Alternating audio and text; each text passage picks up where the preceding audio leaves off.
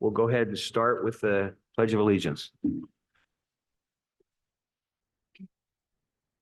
Pledge allegiance to the flag of the United States of America and to the republic which stands one nation under God, indivisible, with liberty and justice for all.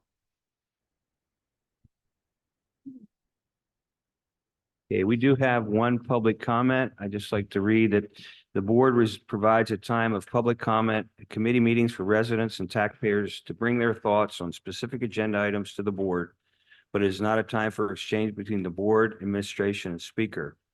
We ask that speakers refrain from identifying specific students, staff, or community members by name.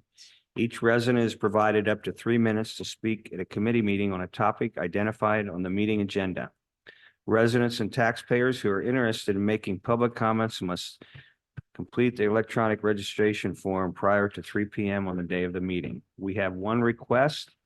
I believe that is Cheryl Lobb. Go ahead.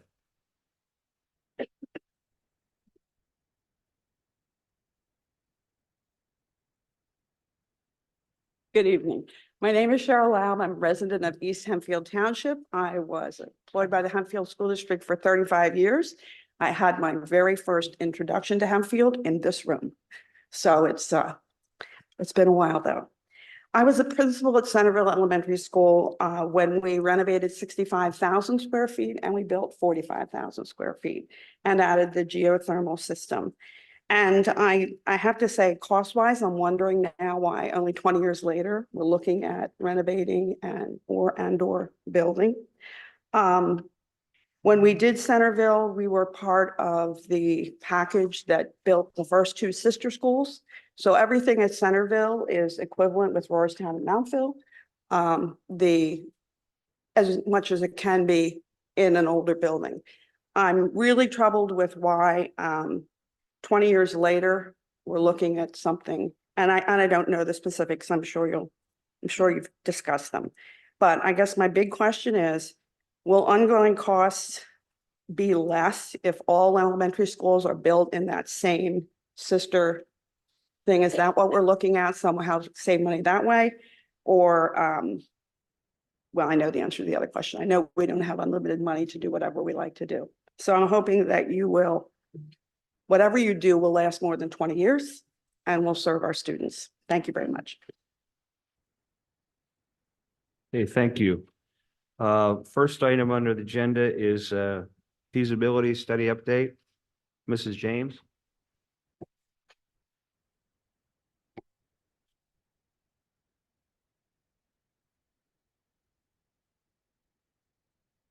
So you should all have a good evening. You should all have a copy of this timeline in your packets. Basically, what we have done, and we've talked about this before, is we are trying to set up a timeline in which we can tackle different aspects of reviewing and coming up with plans for action on the feasibility study. So this kind of gives you a timeline. I'm not going to go through each line and so forth, but this will give you an idea of what it is we're looking at and how we're addressing things. Right now, as we talked about at the last meeting, I am working with Fidavia. And pulling and identifying all of the options that or all of the items listed on the feasibility study as 1s and 2s, identifying what sort of projects we can do as far as those items that have been identified as 1s and 2s. So in other words, what I'm saying there is, for instance, the prototype buildings. We have the 5 prototype buildings. 2 of them are older, Mountville and Rohrerstown, and then the other 3 are newer. So what we'd be looking at is there are some items on the feasibility study that are the same for these prototype buildings. For instance, things on the prototype buildings that would be the same are the facade. So the facade of the buildings need to be refurbished. We need to have them cleaned. We need to have some of the weep holes redone. We need to have some more weep holes identified. There is items underneath the the buildings, underneath the windows, where there's caulking, where there's weep holes, there's things like that that need to be addressed. These are items that we can place together in one package, so to speak, one project, where we can have those items all addressed, and therefore taking care of some of the prototype buildings. We're taking care of some of the smaller items on, and when I say smaller, I mean smaller cost items, so that we can work together. Some of the other things are changing all of the handicap restrooms to add grab bars to all of the handicap restrooms. We'd be looking at flooring. We would be looking at things like that. So none of these buildings are obviously buildings that are identified as buildings that need a renovation. They don't need a full renovation. The buildings are not that old. But just as we've identified the HVAC in Mountville and Georgetown, and we've done that replacement. Those are things that we can do in projects that will be what we would be a part of a capital project, or we'd be using capital reserve funds for those projects. So that's what we're beginning, excuse me, we're working on identifying. You can see here from the timeline, we're going to look at possible grant money that we could possibly apply for. We'll work with Fidavia to look at the grant money and what grants we would qualify for on our projects, and they would assist us in working through those grant applications and so forth. And then as we work through this, we will have more information for all of you in June, July, and then hopefully have something that we can actually speak to you about and come up with full suggestions as part of that process. If you want to. Yeah. Mm-hmm.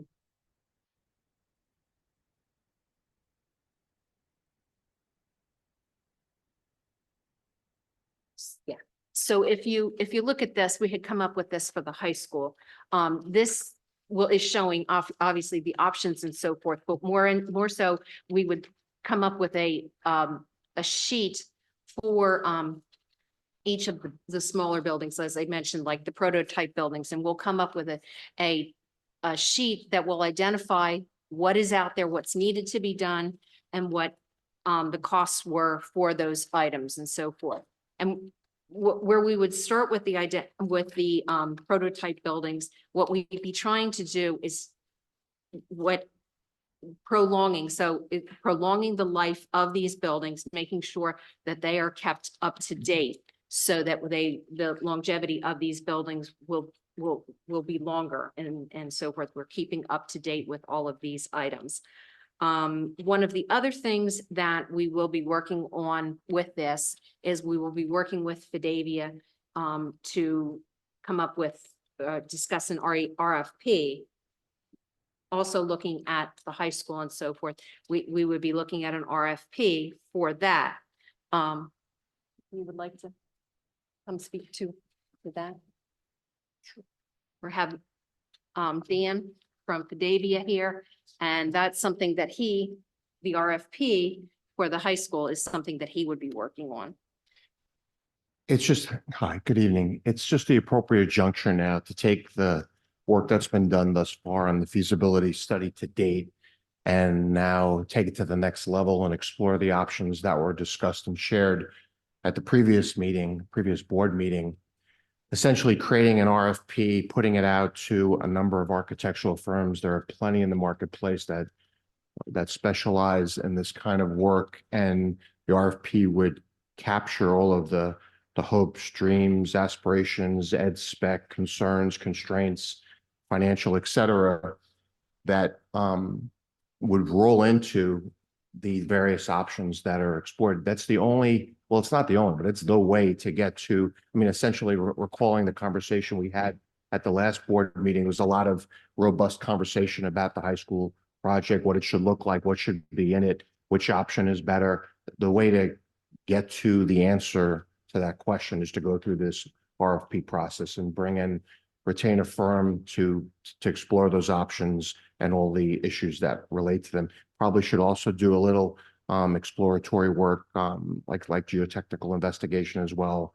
Certain things that would sister into that process to make those decision-making options, valuable. The last thing, like what you want to do is you want to have options that marry into all of the desires, needs, aspirations, goals, the budget, and likewise tied to values that you can count on. You then, at some point, you're going to choose a option or two, narrow it down, move further down a path, and eventually design a project, if that's what you choose to do, that you want to have for the district, and you want the math, the budgeting to marry with that process, so there's no surprises later on. I'm sorry, Mr. Wogelmuth, did you have a question?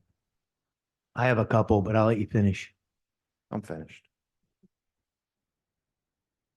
I guess I'll start with, I'm going to spill back over to these options. And you talked about getting an RFP for these options. My understanding was, and please correct me if I'm wrong, it may be me not understanding this process, but that we were going to give an idea of which one of these options, based on some of our financial information, we want to explore further. Are you suggesting we're going to spend money on an RFP for multiple options on here that we may not even consider? Well, for example, if the board is ready to make a decision that you do not want to build a new school, there would be no sense in exploring that option, for example. You make my point exactly. So I think we got the cart before the horse. We need to have some direction financially. And I think we need to narrow down our options before we just go spend dollars on RFPs with options that we may not even consider or want.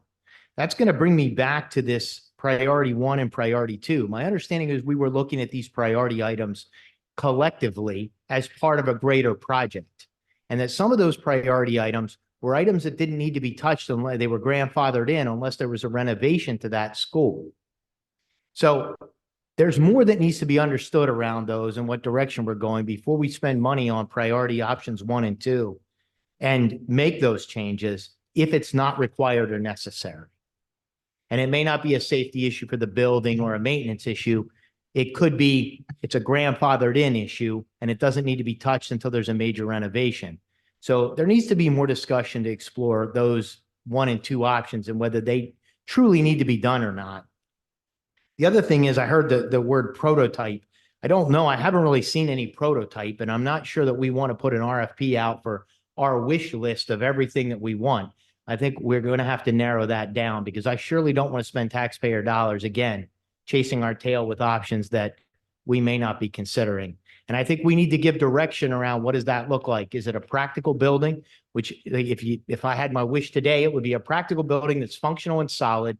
It's not going to have all the bells and whistles and all the fancy Cadillac features that are necessary, but it's a solid building that will provide a great place for education and have solid guts to it when it comes to your HVAC systems and things like that. So it just took me by surprise a little bit because I think, first of all, we need to understand the financial side.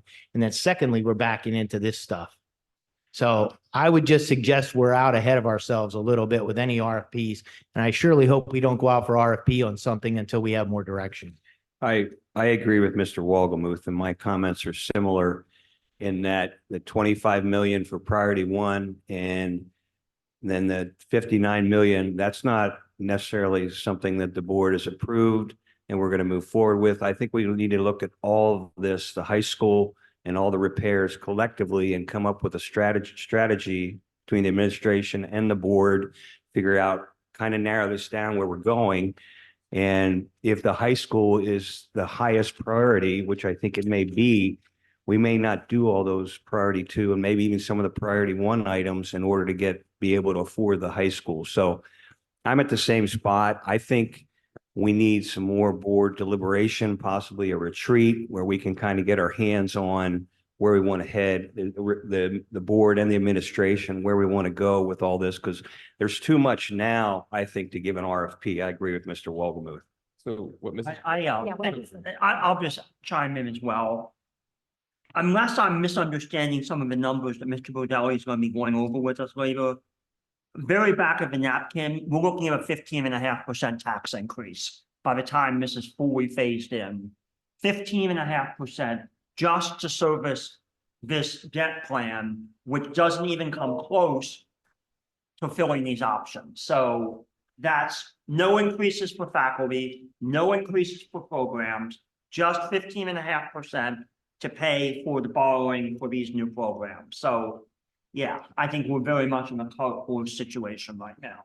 So as Mrs. James shared, what you have was handed out in terms of the timeline. They'll be working through the priority items to try and pinpoint those specific things that need to be addressed and be able to all of that coming back to you. While you are going to hear from a financial standpoint, depending on from the financial side, the high school itself as an individual project has to be looked at separately and taken apart from all of the other buildings because of the size and scope of that project. So once we have the financial piece, which is coming next, that then will be discussion. And then that's where, as Dan is talking about, depending on dollars and where the threshold is for the high school, the next step there would be looking to see what are we doing and who are we bringing in to work on that particular piece while we are still running parallel with everything else in those priority 1, maybe 2, depending on items. So it has to work kind of in tandem, but that is kind of that next step. And so yes, everything is correct in terms of the financial piece comes next, which is why they're here. But we're just trying to show we're working through this with priority 1 items and the rest of the buildings. We're going to do anything with the high school. That's a separate standalone piece that will run in conjunction with everything else, but it has to be a separate project. And then obviously the finances control all of that. Well, I understand that's a separate item. However, the other items, the priority 1 and 2 items can impact what we can do in the high school. So they Right. can't be totally separate. Correct, which is why it has to run parallel, for sure. Well, even if they're a separate project, my understanding was at the last meeting, and this would make sense in the business world, that if I have all of my equipment on site for a high school project and I'm going to need some of that equipment for priority 1 and priority 2 items, that they should be looked at holistically at some level, even though they may be separate projects. And I think I heard that mentioned the last meeting or the previous meeting as a reason that we wouldn't want to look at these completely separate. Correct. They should be looked at separately, but together. Correct. And that's what they're going to be Mhm. doing from a project standpoint.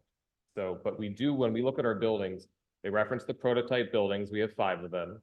Those buildings are in a sense one bucket. Then we have Centerville L, LPC, LMS, and CMS.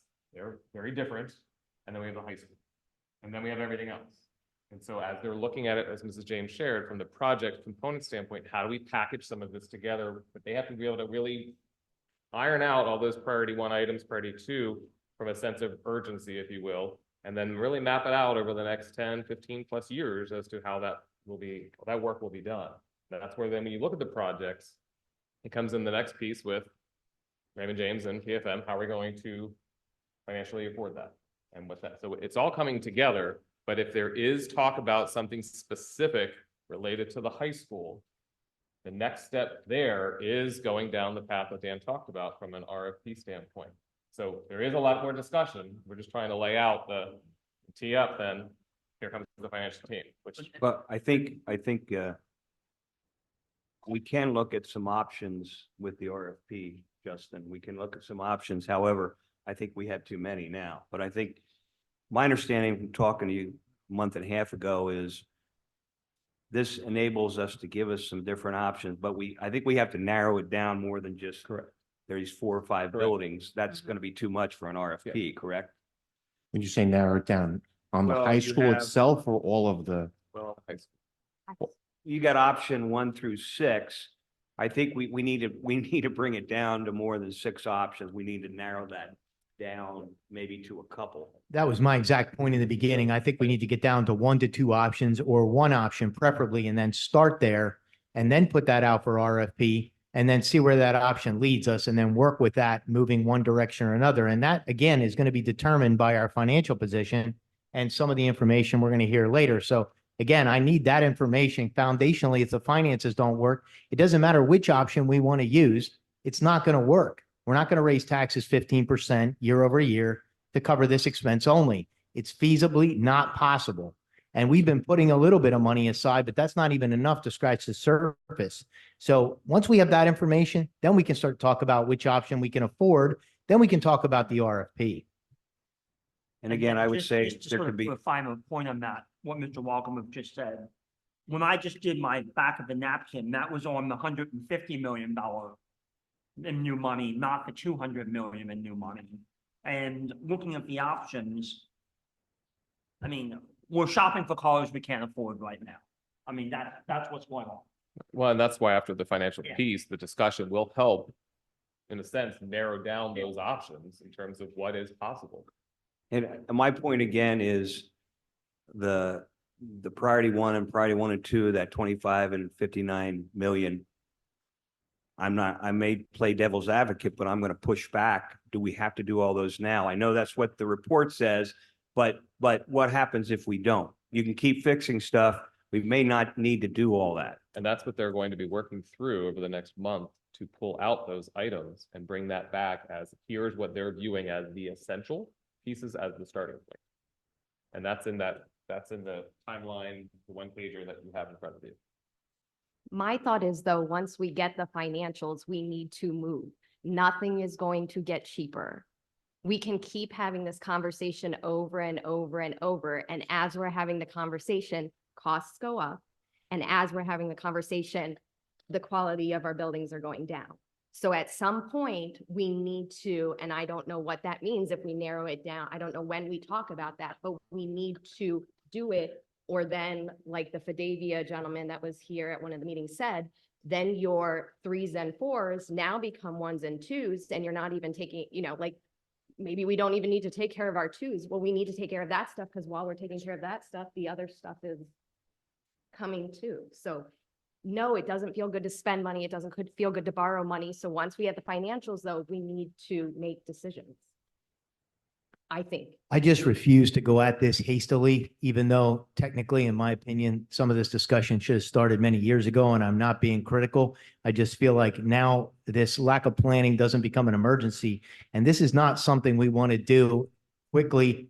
I'm willing to do it and do it swiftly, but we also need to do it right. And I'm not willing to jump into this haste makes waste, and I'm not willing to be part of that either.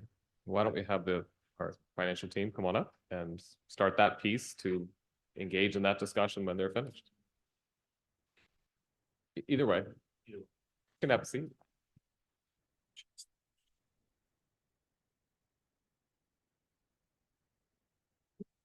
Thank you. I'll do some quick introductions since you have a couple new folks around the table. So we represent the district's financing team. My name's Lou Verdelli. This is Lauren Stadel. We're with Raymond James. We're located here in Lancaster. John Fry from PFM is here. Their office is in Harrisburg.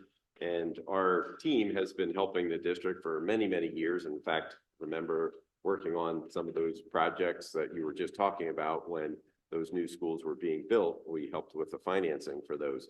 So what we wanted to do tonight was really build upon some of the sessions that we spent with the finance committee, the board last year, when we first talked about what some of these financing plans could look like for your projects, recap the transaction that we ended up doing last year to really take advantage of the structure of interest rates. And then based on some of the updated numbers that Mrs. Hall sent over to us, we've updated the financing projections. Want to show those to you again. Would remind you that everything that we've always shown is always meant to be fluid. It's kind of meant to say, here's a potential plan for raising the revenue that you would need for X amount of projects.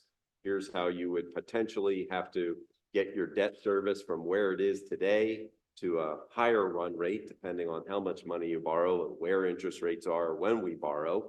And really just kind of a plan that if you were trying to spread out the tax increases that would be necessary to raise that additional revenue, what that would look like if you spread it over a 4-year period. Just as an example, obviously you have lots of moving parts in your budget, timing of projects, the costs, where they come in, all those things will change. This is just meant to kind of give you a little bit of a look at what a financing plan looks like.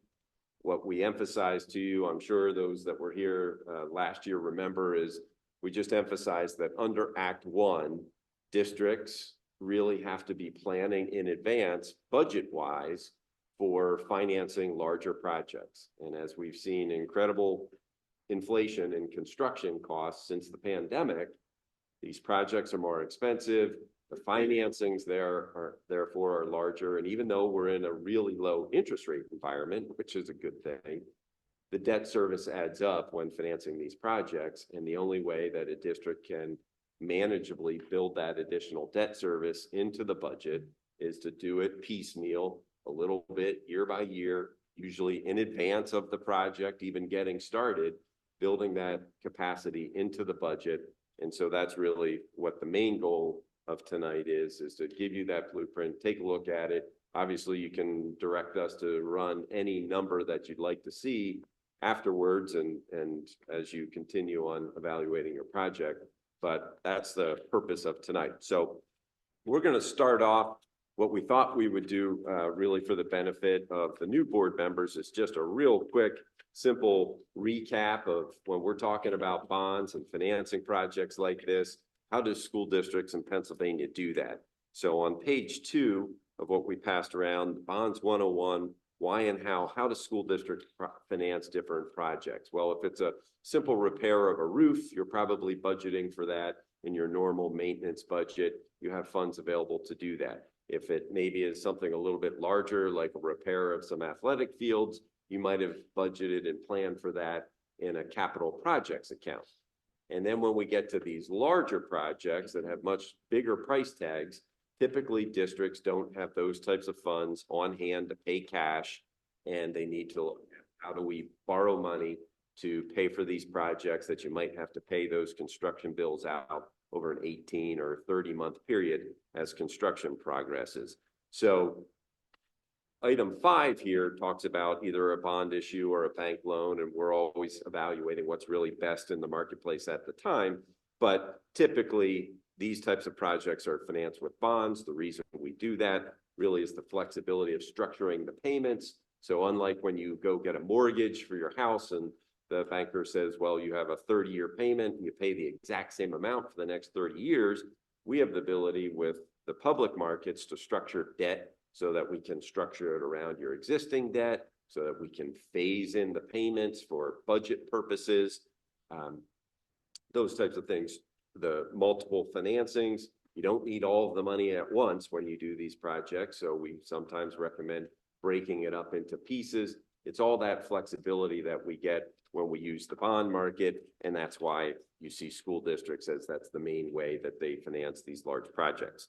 A quick recap on page 3 of some really important, just basic tax laws that you have to think about and that we have to be mindful of, and would be one of the first questions that if your bond lawyer was sitting here would say, okay, what's the timeline on your projects? That first bullet point at the top, you have to have reasonable expectations when you borrow money that you can spend 85% of it within 3 years. Again, it's a reasonable expectation. You don't have to have a specific contract to do that in that period of time. But if you have an architect engaged, construction folks engaged, and clearly you're looking at projects, you would meet that test. And we were obviously the financing that we did last year for just under 15 million. You have potential projects on the board in that 3-year window. So we were able to justify that transaction. So that's important to keep in mind. And that once you borrow it, that you're going to continue to proceed with due diligence on the project. What's involved when we do it, financing team, once we were given some guidance on the amount and a structure, working with the business office on something that works, then we have to really start the legal process of you approving the documentation, of getting the school district's credit rating updated. That process really takes anywhere from 60 to 90 days, start to finish, until we can say, here's the interest rate that we've locked in for, and the money's available in your construction fund. I'm going to turn it over to John. He's going to kind of go over this dashboard page, which gives you a quick update on where the district is today. Thanks, Lou. So that's on page 4. And just a real quick recap on those rules that Lou described as far as bond counsel and the expectation to spend the money in 3 years. Those are because you're borrowing at a tax exempt rate. So that's the benefit. It's a test you have to go through to borrow the money. But the benefit of that is you get to borrow a tax exempt rate instead of taxable rates. So on page 4, the current situation, as most of the board is aware, you have a great credit rating, Moody's AA2 with a stable outlook. That was reaffirmed last fall. The administration did a great job getting on the phone with Moody's. We go through a conference call with their rating analysts where they go through all the financial, demographic, market conditions of the district. And once again, came out with the AA2. That's an excellent credit rating, allows the district to borrow at a lower interest rates than most other Pennsylvania school districts. So kudos to the board and administration for that. The existing debt. Oh, yes. I agree. AA2 is phenomenal. Everyone should be commended for getting us there. But that's based on our current debt structure. If we borrow more, is that rating likely to decline? For example, if you're a consumer borrower and you have an 800 credit score because you've only borrowed 10% of your maximum on your credit cards, and then suddenly you go out and you borrow 75% of your max, you're not going to still have an 800 credit score. Does the same thing happen in municipal bond market? Certainly debt is one of the things they look at, and even on the last credit rating report that we went through in the fall, we did go over that the district has future capital plans. So that was already part of their discussion. So a big thing with Moody's is they want to see that you're planning ahead and that you're incrementally raising the taxes and the revenues needed for that. So it's part of the picture for sure. But as long as you're raising revenue to provide for the debt service while still maintaining, cash reserves and everything else that's going on in the economy and the market. So you can't say for sure if, by borrowing instantly reduces your credit rating. We have many school districts that incrementally build projects and the credit rating stays the same even while adding debt. So they're going to look at the big picture, but it is certainly part of it. So you're saying that you're confident that if we would take out 3 new bond issues of 13.5 million, 80 million, and 86.5 million, that was probably still going to be AA2 when we get out to the 86.5 million? It'd be a discussion we'd continue to have with Moody's, and again, it would have to depend on what the tax increases are during that time and how else things are coming in as far as the budget from an overall operational standpoint. I mean, if they see the debt increasing substantially and also see the budget deficit, that would weigh negatively on the credit rating. So again, it's a bigger picture than just saying it's just the debt alone would drive the credit rating. Okay, And thank you. I think, Grant, what they're saying is we would increase taxes enough to be able to handle that additional loan. So it's kind of different than personal credit or even business credit. Plus, I think they look at schools a little different than business.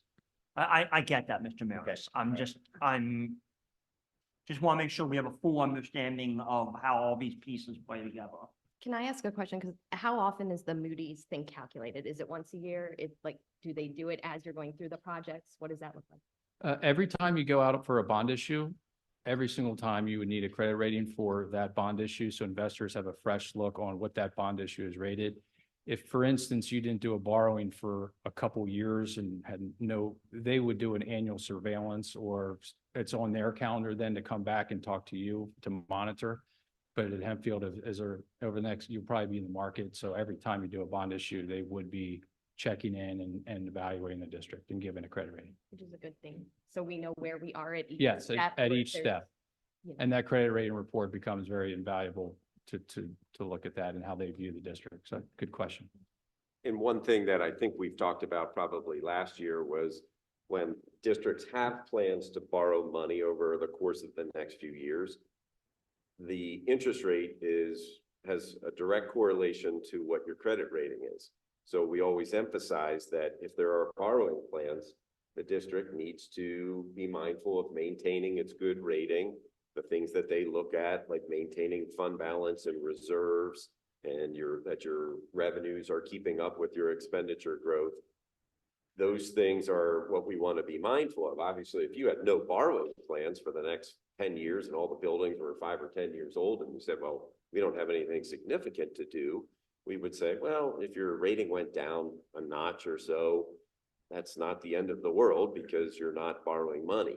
But if you have plans to be borrowing money, we always recommend it's really good to try to maintain that rating, because probably if it went down one notch lower, it's about a 10 to 15 basis point increase in your interest rates. So there's 100 basis points in one full percentage. So when you start multiplying that by large amounts of money, it's significant. So that's the other thing to be mindful of, is when we have borrowing plans, we want to be doing everything we can to maintain the current rating. Just continuing on, because I know we have a lot to cover, but it's important, the outstanding principal of the district right now is about $75 million. And to put that in perspective then, is the calculation that the state provides for all issuers is there's a formulaic borrowing capacity formula based on the average of the last 3 years. And there's a page on here, but the borrowing capacity for the district right now is about $228 million. So you're well below that, but it is certainly a number that should be mindful and, that the board should be made aware of, because that is the maximum that'd be allowed to borrow right now in principle. Lou already discussed a little bit about the Act 1 era and building in millage into the budget way in advance if possible, and phasing in that, and another way to show Moody's that you're on top of things and not waiting till the last minute and trying to catch up on millage rate. We talked about the basic rules on that page as far as the 85% test and the timeline. Again, it takes some time to get to the market because of the credit rating process. Then we lock in rates, and it takes about a month after we lock in rates to actually get the funds in hand. So on to page 5, the recommendation as it was last calendar year and in this calendar year, I think, and we'll describe this a little bit more in the next couple of pages, is that there's a $15 million kind of, in this market, a magical number for school districts that allows an arbitrage exception. So what that allows is when you borrow at a tax exempt rate, it's called 4%. In most instances over my career, which is about 25 years, you're not able to earn above that. Its interest rates have been lower than the borrowing rate, but because of the inverted yield curve and what's going on with the Fed and the economy over the last 2 years, as you've seen in your interest earnings, short-term interest rates are remarkably high compared to borrowing rates. So by borrowing, so to back up, the IRS would only normally allow a district, if you're borrowing at 4, you can earn 4. Okay, and that's right at the maximum allowed. But if you stay at $15 million or less in a calendar year as a school district, you get an exception on that arbitrage. So you're actually able to earn at 5% while you're borrowing at 4. So that was a strategy that the financing team discussed with the board last year and was enabled to put that in place, where you borrowed $15 million. And we'll go over that in the next couple of pages to recap that. But that, again, would be an opportunity this year to take advantage of that.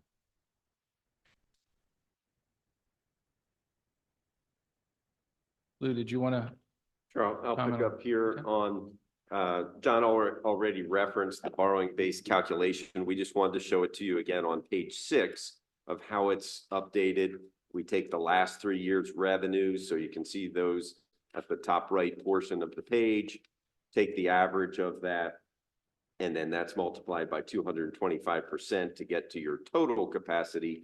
Subtract that 75 million of debt that's outstanding right now that John mentioned, and that's what gets you to the 228 million. Obviously, as each year goes by, the old year drops off, your revenues are getting larger each year. So just by natural growth, typically your borrowing capacity, if you have not added additional debt, your borrowing capacity is going to increase each year as time's passing by. On page 7, we talked about, or we had this in last year, and again, a lot of these pages look familiar. We thought it would be helpful to reiterate some of this, and especially for the new board members. But this was a page that we had in last year to illustrate what John was just talking about, is that ability to earn a great deal of interest earnings. And why that's important is the more interest we can generate, the less you have to borrow for your projects. So while that project cost number is a separate thing that you focus on, we're obviously looking at trying to minimize the amount that you have to borrow. How can we do that? How can we take advantage of short-term interest rates and generate a whole lot of interest earnings? This page was meant to do that. And what we illustrated here was in column 5, that if you borrowed $15 million at the end of 2023, and you had that invested in column 3 at about 5%, you can see that generates $62,000 of interest every single month in the construction fund. And as that money is growing in there, it's obviously compounding. And then we just put column 4 in as an example to show that if you started to then spend that on projects in 2025, you would be spending that down. Obviously, your invested balance would be going down, but you're still generating some interest earnings. And the main point of this page was the bottom of column 3 to show that over that 2-year period, that $15 million that you borrowed would generate over $1.2 million of interest earnings that you don't have to borrow for the rest of the projects or towards the current project. And that's where, as John mentioned, if we were sitting here just three years ago, that 1.2 million number might have been 50,000 because interest rates were close to 0. So it's a really unique opportunity to take advantage and generate interest earnings, which the federal government allows you as a school district to do at that $15 million cutoff. Where we sit here, the township, their limit would only be 5 million per year. So it was a special increase that they put in place just for school districts. And it now has become very advantageous. So Lou, what, just for the listeners, if it's over 15 million, what happens? You're not allowed to invest it? No, you can invest it, but that profit that John was You have to pay describing, tax on it. you have to rebate any of that interest earning. Oh. So that 1%, say it's $300,000 of interest that would represent the difference between 4 and your investment rate at 5. You literally have to pay that back to the Gotcha. US Treasury. That's a great question because some people think that, oh, you can't earn anything. You can still earn, you're just capped out at the borrowing rate. I don't want to derail the conversation, but I think it's appropriate to ask. You mentioned the 15 million. We borrowed that in 2023, and it may be more for the finance committee, but what are our options in borrowing that next 15 million? I think we realize our projects will far exceed the $30 million. And is there an opportunity to do that earlier this year rather than wait till the end of 2023 to do that?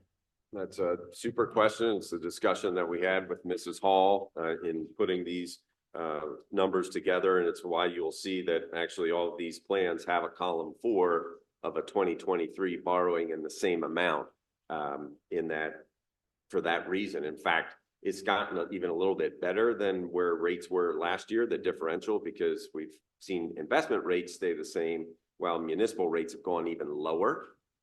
So we are having this same discussion, just like we said last fall when we were here, that there's other districts that it makes sense. And what we said was just really, it's a matter of when the board is comfortable with projects and committing to another amount. Exactly to your point, the sooner you have that, the sooner it's making that money every single month. Have we used all of that 15 million from last year? Do you know where we're at? And that's that forward planning that I'm trying to, that's that forward planning that, again, Moody's will see too, that we're taking advantage of those things and building that in our plans, not just borrowing right when we need it. I think it's safe to say by 2025, we will have a pretty robust plan and we'll be moving. So I don't think this 15 million in that 3-year window will go to waste in that time frame. And technically, we would have even on that first one through 2026. So a lot of those priority 1 and possibly priority 2 could be handled with existing money. So it's probably beneficial to set the stage a little bit for some of those folks that might be newer to the board, and maybe as a refresher to those of you that were here last year as well. Just setting the stage for where you stand debt-wise before we even consider additional borrowings. And so page number 8 really lays that out. This is a summary of all 8 bond issues that the district currently has outstanding. And so in columns 2 through 9, you can see the annual payments that you make on each of those different obligations, with the far right column being the total then that you lay out annually for debt service. Some of the footnotes are important to note. Specifically, what we pay attention to are the call dates that might be coming up in the future. Those are the points in time in which you have the ability, if market rates are cooperative, to refinance your debt. So you'll see we don't really have any dates that are here in the next couple years. We'll be looking into 2026 for future refinancing opportunities. So right now, nothing we can really call in and refinance at lower rates. We'll just be patient and wait until we get to that point in time when we might be able to refinance, potentially in conjunction with additional borrowings that we're doing if the board chooses to move forward with other projects. Turning the page, exact same study, but this nets out the subsidy that the district receives in the form of PlanCon payments. So for some of the projects that the district has undertaken in the past, you received a bit of aid from the state in the form of PlanCon. It's a long process, many-step process that in conjunction with your finance team and your architect, if you constructed projects that were PlanCon allowable, the state actually kicks in a certain percentage of your debt service. And so for each of those obligations, each of those bond issues you have outstanding, you can see at the bottom of the columns, the school share and the state share of each debt service payment. So for instance, on the GO bonds of A of 2019, the state's picking up about 10 cents on the dollar and Hempfield's on the hook for the other 90%.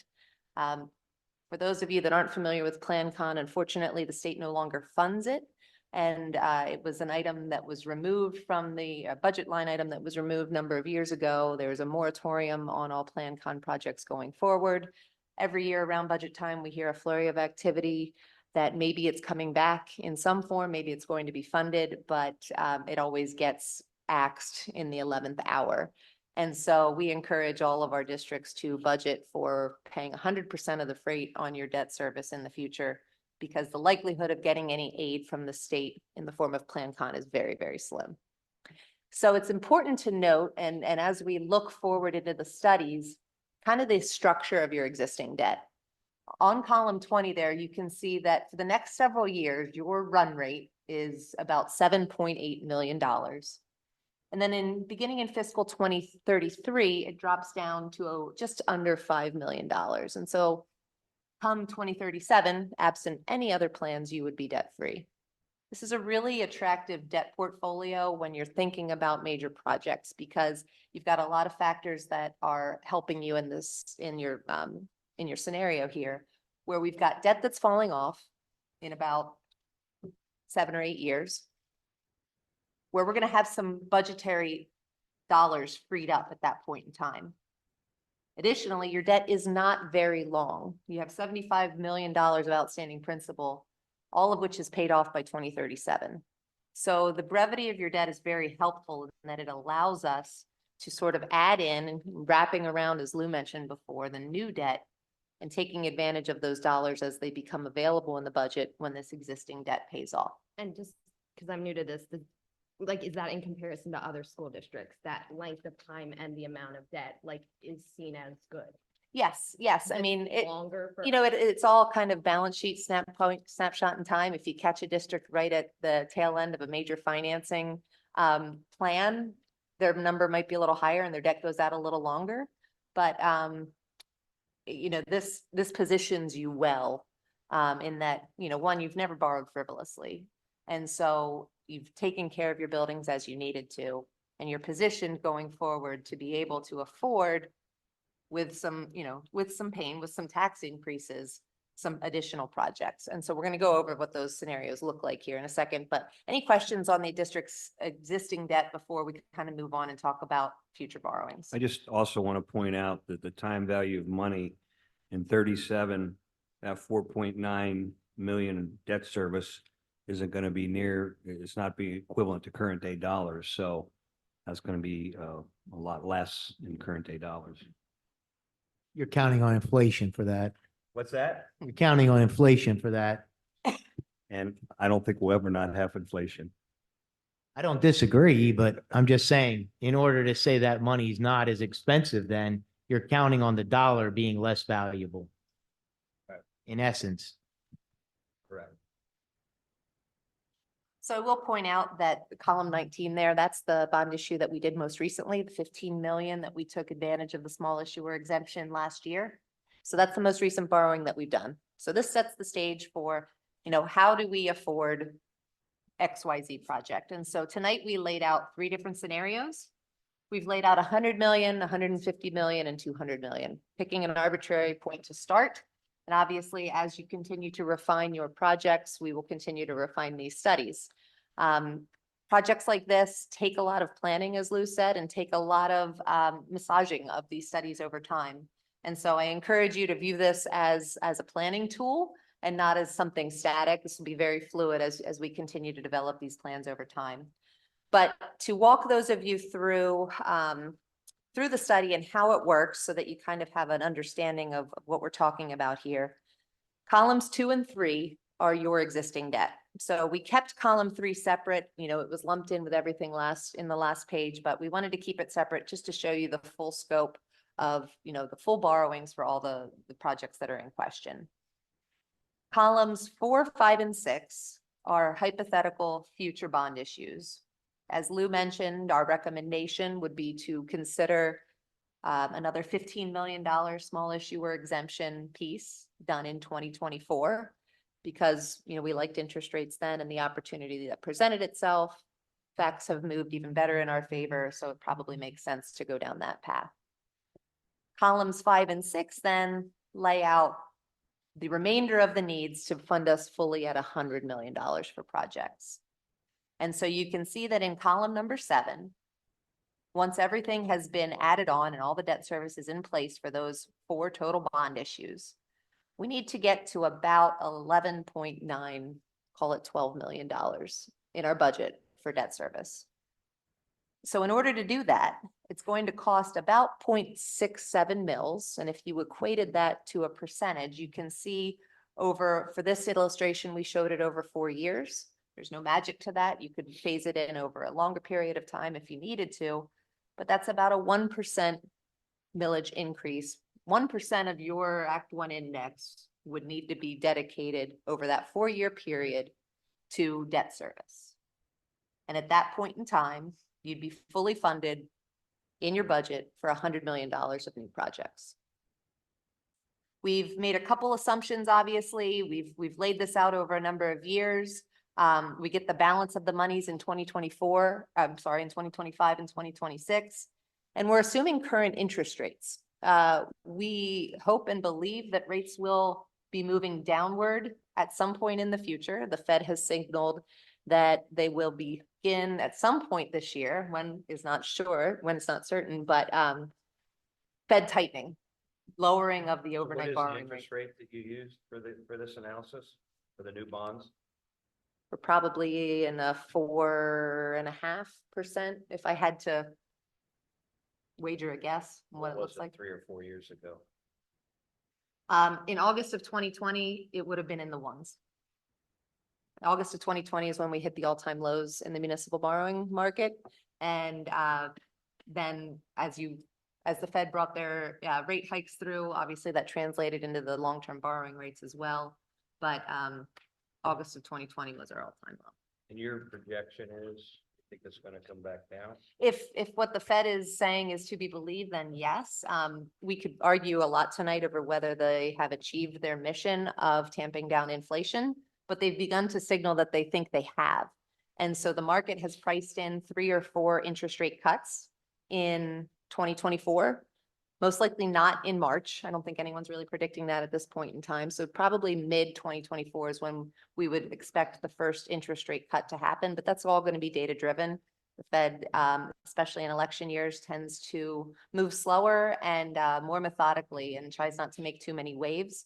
And so we hope that we catch an interest rate cycle here as well, where we kind of hit a high point back in, mid-late 2023, and that we see a downward trend in interest rates over the next couple of years. The bottom line is if it drops another 1%, that could have a significant impact on our bond payment. So as we deliberate on all these issues, there is some benefit to potentially being patient as we move forward. We may have, because we think interest rates are going back down. Yeah, exactly. And that's, you know, we view that as our job to make sure we're keeping you apprised of what's going on in the market. And if we were to somehow see things going the other way, we'd be in front of you very quickly to let you know, hey, barring other catastrophes, you know, here's where we think rates are going. And so, again, this is a fluid study, and as we continue to refine it, we'll make sure that we're in front of you with these opportunities. But as you think about what your projects are going to be, you know, having $30 million in the bank, getting part of it locked up, kind of hedging ourselves as we go along and getting as much of it to be a known quantity as possible. Obviously, you aren't yet ready to bid. We don't know what's going to happen in that side of the house, but to continue to chomp away at the borrowings and get as much of it locked up at really attractive rates. We probably aren't going to get back to that one handle that we saw in 2020. So I don't want you to think that we're going to go there, but historically, and I've got an interest rate chart in here, still a really great time to be borrowing. We're probably never going to see 2020 again. And I think for a number of reasons, we don't want to see 2020 again. But John? No, I was just gonna say, yeah, I don't think we're gonna get to the 1%. So I don't think we really want to see pandemic levels again. But the other thing but I do think the general trend is that it's gonna, you know, either be here or lower in the future. But the other thing in column 4, if you notice, it's a shorter wraparound, if you will, the same structure as column 3. So you're able to keep the interest rate lower because it's shorter. The longer column 5 and 6, as you go out in time, as you notice on time value of money, and investors want a higher rate of return on a longer bond issue. So the longer the bond issue, generally the higher the interest rate.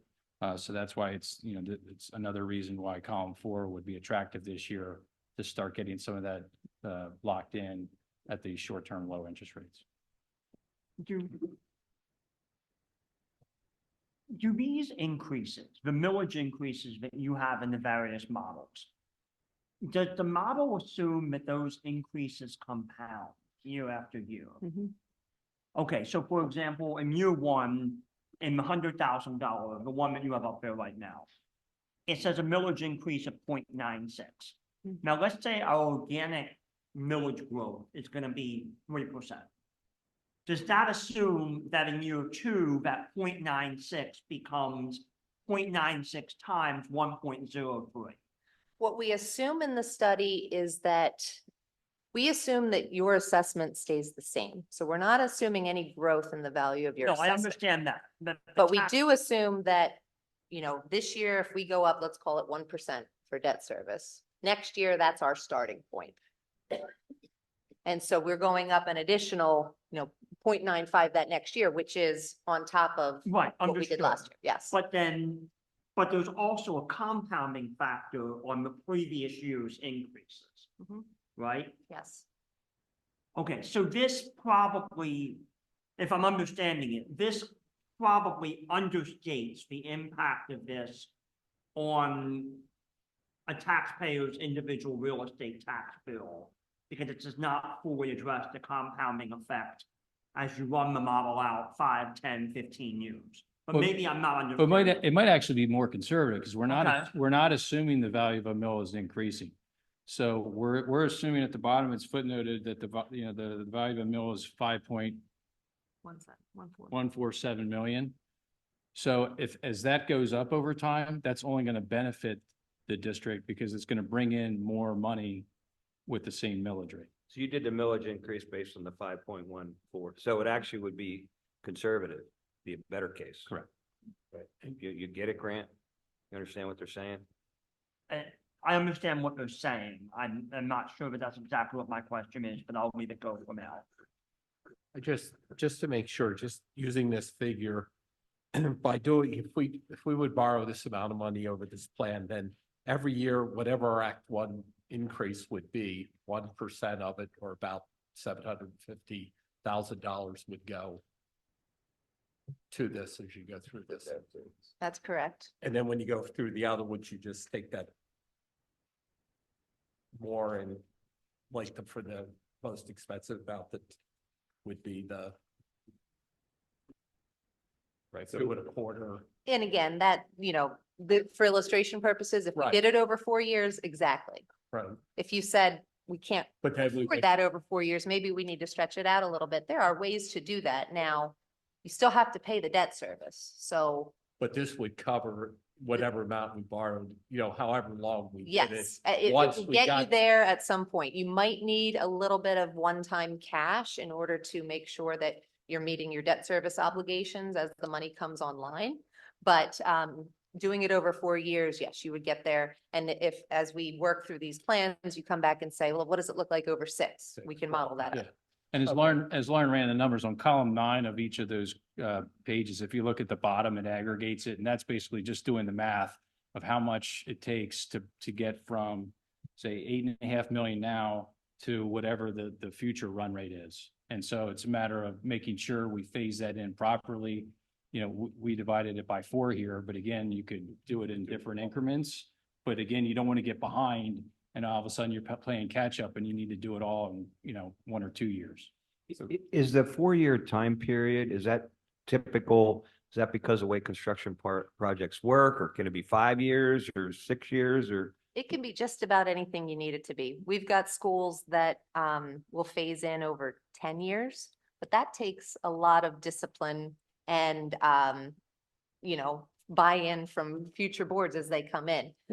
We have others that might be able to make, you know, I'm working with one district in particular that's looking at the potential increase in the basic ed subsidy for next year and saying, if we get this, I want to jam all of it at my new projects. And so Okay. there's no magic. I would say probably a project of this magnitude, 4 or 5 years is probably right around We the can't number. really borrow that amount of money until we get to the 4th year. Is that correct?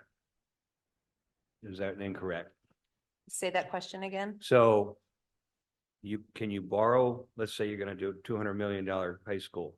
Can you borrow that money in year 2 or 3, or do you have to wait till year 4? No, you can borrow it up front. There might be additional impact in those early years because you're going to have greater interest expense. Yeah. And so you might need some one-time cash, either interest earnings on the bonds could be used for that. We can borrow those payments within the bond issue itself. There's a couple ways around that, if you wanted to expedite it and let's say interest rates got really good again and we got near those 2020 levels, we could, and you were at a position where you knew about how much you wanted, we could push the borrowings up and you can still phase in the mills over time. But we just might need a little bit of a pot of cash in order to do that. Because I thought talking to you, Lou, previously that they wanted you to show that you have that capacity to make the payment before you actually make the payment. You're saying that's not correct. Well, maybe we were talking about the credit rating agency because they're doing their analysis of your ability to afford these payments. And so we talk about building that debt service in advance to address the question of, can you afford this additional debt? So that's a little bit of the planning module or the planning discussions. But I think really emphasizing Lauren's point, as we said at the beginning, we just set this up with spreading it over 4 years. You know, strategically, when you think about these things, and we have a lot of school districts in your exact situation right now, looking at plans that are 100 to 200 and 300 million, and they're looking at the SAL index and they're saying, well, you showed us this plan that we know we need to do 0.67 over the next 4 years. If we have an opportunity next year with where the SAL is, maybe we should take as much as we can towards debt service that year because we don't know what the SAL will be 2 or 3 years from now. For everybody? The Act 1 index, sorry. Okay, That's the index by which you're limited to raise your taxes. understood. So there are some people right now that number is 5 and 6%, and they have plans like Lauren just reviewed, and they're saying, you know what, maybe we ought to try and get the next 2 years of what the plan was calling for, get it all next year when we know that what we're permitted, because I think the state's guidance so far, PASBO's guidance is probably the year after that index will be lower than what it is for this coming budget. And you'll have a tighter constraint to get all of your other parts of the budget that are growing into that. So we've been having these discussions about strategically for the upcoming budget. When you have these plans, should you be looking at how much more can we dedicate to debt service next year, even though you may not have borrowed the money yet, but what should we think about long-term and the strategy when we all have to live with Act One? And So- it builds up the cash reserve. So when we're talking to Moody's, they're seeing, oh, we see you did a tax increase in advance of a borrowing last year. You're building up your cash reserves. You're earning interest on that at these high rates that the Fed is allowing us to do. So again, as much as you can get in when you're looking at the options that you see, you have major projects in front of you. So with, this is just kind of like a fluid piece. And again, as we talk about, sometimes it's nice to accelerate borrowings, but we don't want to accelerate it too much because you gotta pay the bonds, which is in column 7. At some point, you got to get to the higher run rate. And the cash helps smooth that in. But it's certainly something you can't accelerate it too fast or the impact becomes, too high too quickly. So getting back to my original question, that depending when you borrow that in that 4 or 5 year time span, if you borrow it earlier, that could go back to what Grant says, affect your credit rating. If you borrow it year 1 or 2 versus 3, 4, or 5, is that kind of what you were saying? The credit rating, if we back up and talk about what are all the components of it, one of the components is your local economy. Obviously, Lancaster is super strong. That's one of your big credit positives.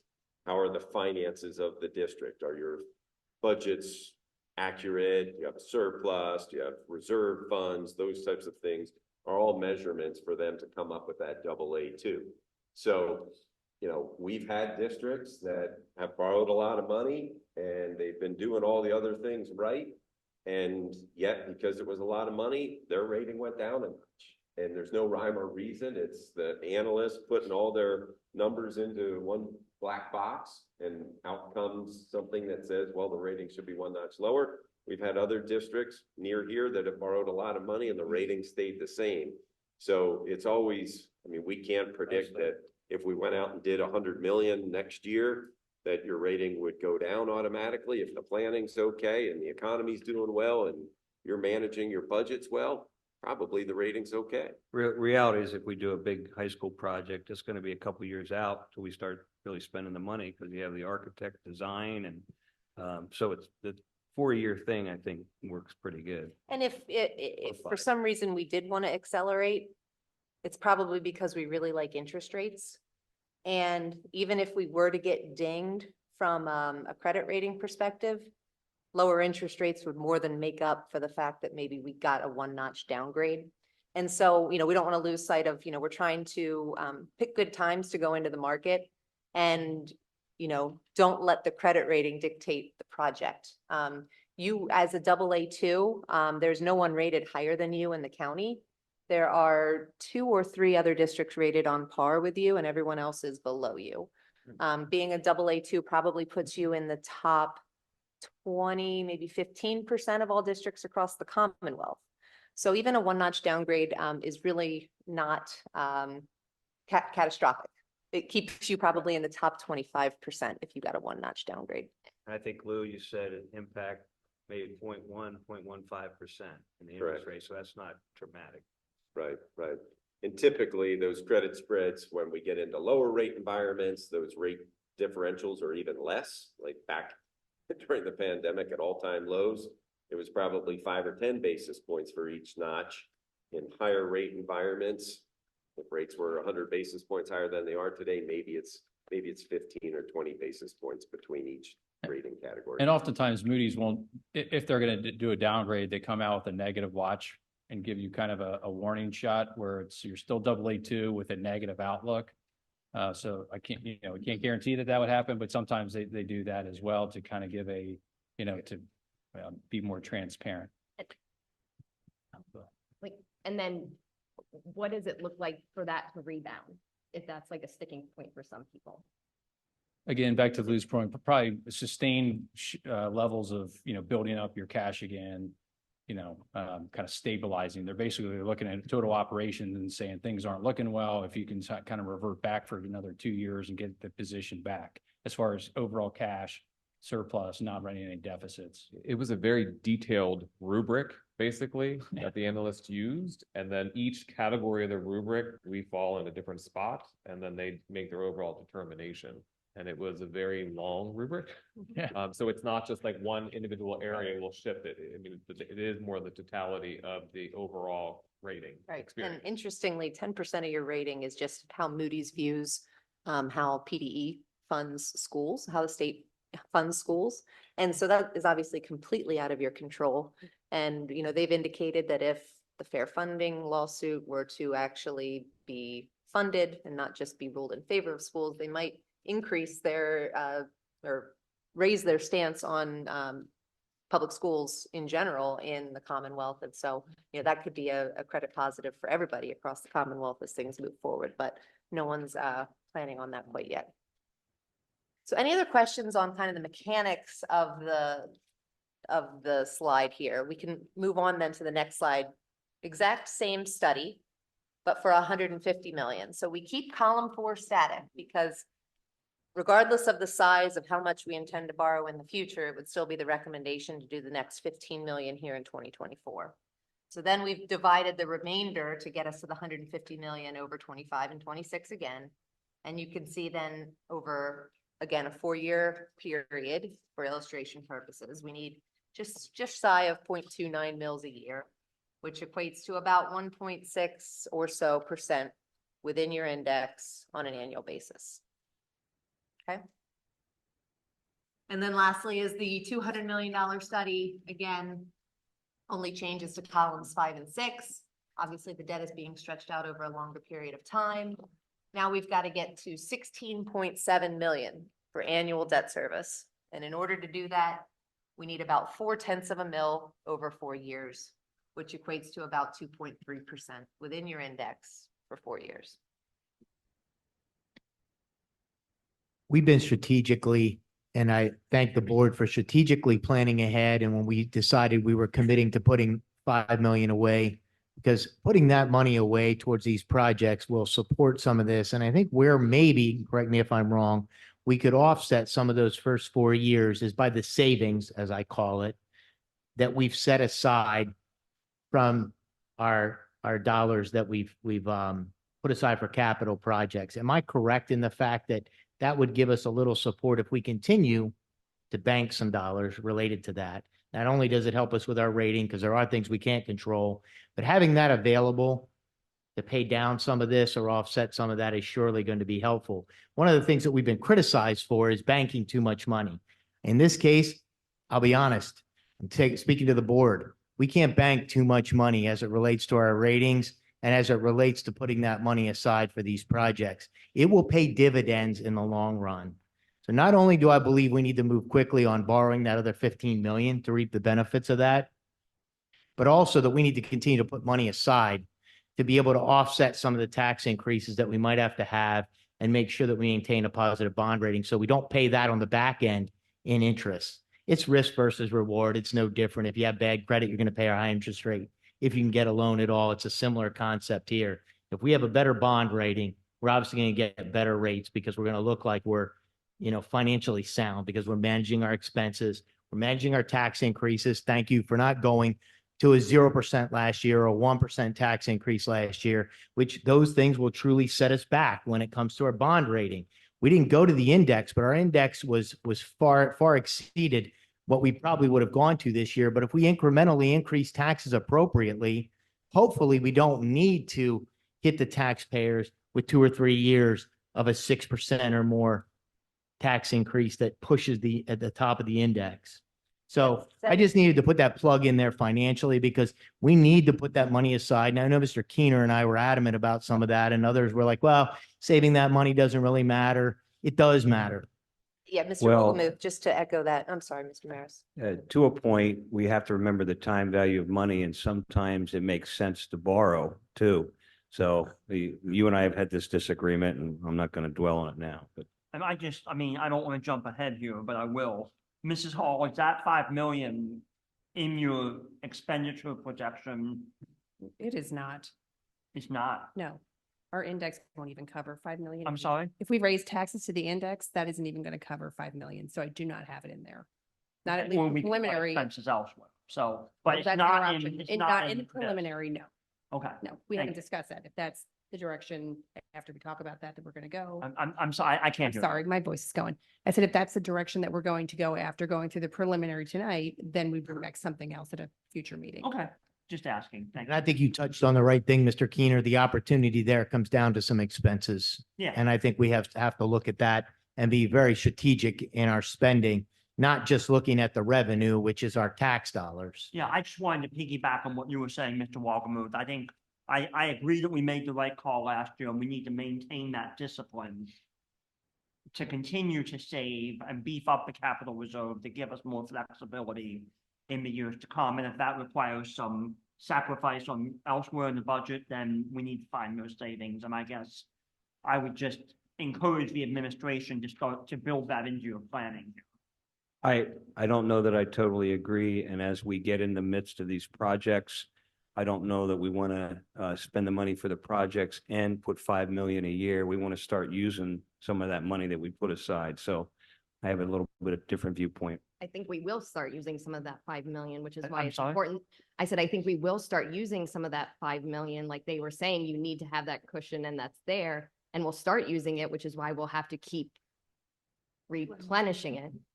I mean, And it's going to ultimately come down to priorities, because at the end of the day, dollar only goes so far when you look from a budget standpoint. So there will have to be then difficult decisions being made as to things that will be funded, things that will not be funded. And part of this, and I want to come back to this, this one slide, obviously, this is the closest one to our borrowing capacity. So basically, the max tax increase over a 4-year span is just under 9% to cover only this borrowing. So when you talk about the Act 1 index of it, we are hearing the same thing, most likely going down. So in a sense, hypothetically, it was a 5% Act 1 index. We'd only have 2.5%, basically, give or take, plus or minus here or there, for everything else that we would need within the budget for any other increases. That said, Mr. Keener, when you talked earlier about the value of the mill, correct me if I'm wrong here where you were going, but if the initial plan, let's say hypothetically on the 200 million, if our value of the mill goes up, then theoretically you have a choice to make. You could, in a sense, rerun and drop the percent tax increase in a sense to benefit the taxpayer, or you keep it to bring in additional revenue for the expenses on the debt service going forward. So I think maybe that's where you were going a little No, bit. it is where I was going. Yep. And I guess because when I looked at this earlier in the meeting, I was getting 15.5%. But I was sort of looking at the new money 5-10 years down and figuring that out relative to the current millage rate. But I did consider the compounding effect of starting the increase earlier on. So I think we're getting to the same number. We just might be getting there in a slightly different way. So we'll never hit the 15 from what we need to increase taxes to cover this. I'm sorry? We would never hit a 15%. Increase. That I don't know about. Well, I don't no, know. I think Well, it depends how you crank these numbers. well, and Mrs. Hall, when she put, if you would put this into like more of an expenditure model, you know, if you look, instead of looking at millage and percentages, if you looked at column 7, kind of just dollars, you basically need to go, you know, double your debt service, 8.5 million to 16.7 million over some period of time. Right. So call that $8 million. That's where you get, you know, 1.6 mils times the current value of a mill gets you that amount of revenue. But as that assessed value goes up and you're over time, it'll bring in more money than we're showing here. Right. And you And theoretically could reduce what you're needing to bring in and raise taxes to cover your debt load. Right. Theoretically. And that reference to compounding, to Mr. Wogemuth's point, is, and I think Lauren maybe told the story a year ago, maybe that's what you're remembering, but of a district nearby that was talking about a big project and saying, well, we're just going to go 0 mills next year, right before a big project. And their advice was, you cannot do that. You need to get it in place, because once you get it in place, that compounding effect of having that money built into your budget can get you to the 16 million or whatever that higher number is. But that's why it's so important to get it in place sooner, and that you can't take those, in light of these types of plans, you can't take those years where you say nothing. Mr. Bomersky, in regard to your, you're going to take up more of the tax increase, but as we heard, we don't have to go with 4 years. We can go 5, 6 years. Yeah, this I don't is think with if we do $200 million, which I'm not saying we're going to do, I don't think we can do that in 4 years based on what I'm seeing here. Right, this is just on the model, just for the understanding. However short or however long you then draw out, the increase. You just have to be mindful of the Act One index of how far you can go, because this is just covering debt. It's not covering anything else, any other increases. That's assuming everything else in the budget stays exactly as is, which doesn't happen. So then that's where the conversation on, we will not do things that we've done before. And so that's how expenses are reduced.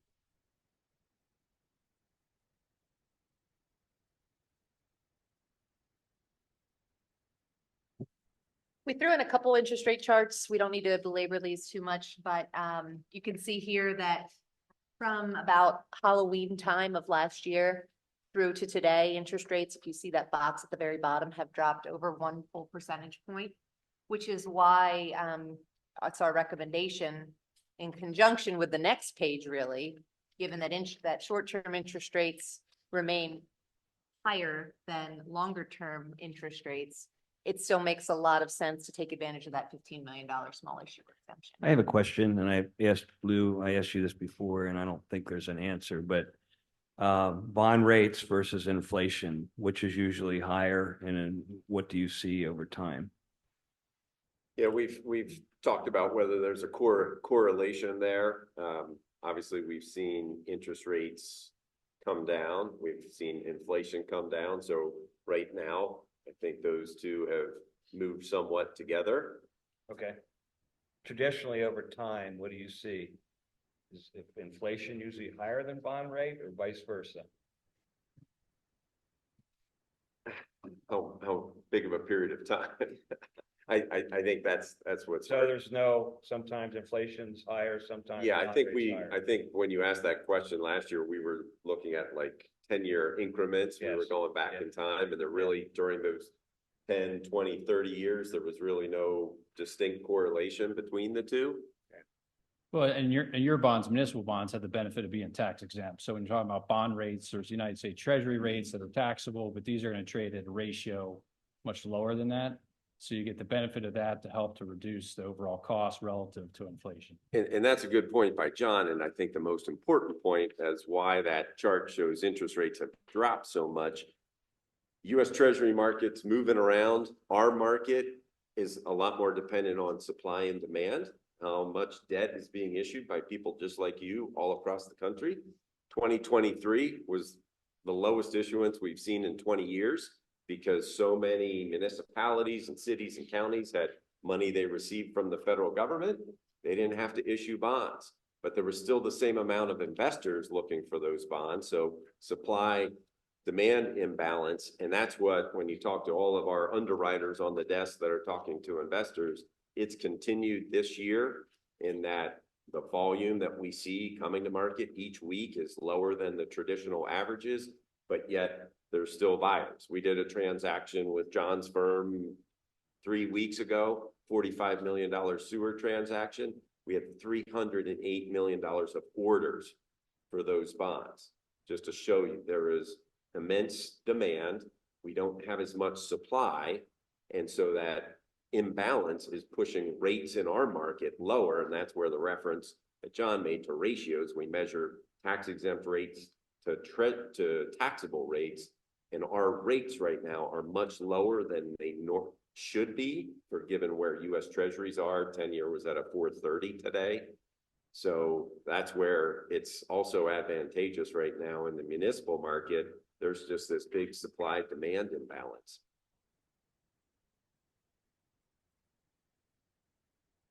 And that's a little bit not connected to inflation, that type of dynamic in our market. If inflation's higher than the bond rate, sometimes it's good to borrow,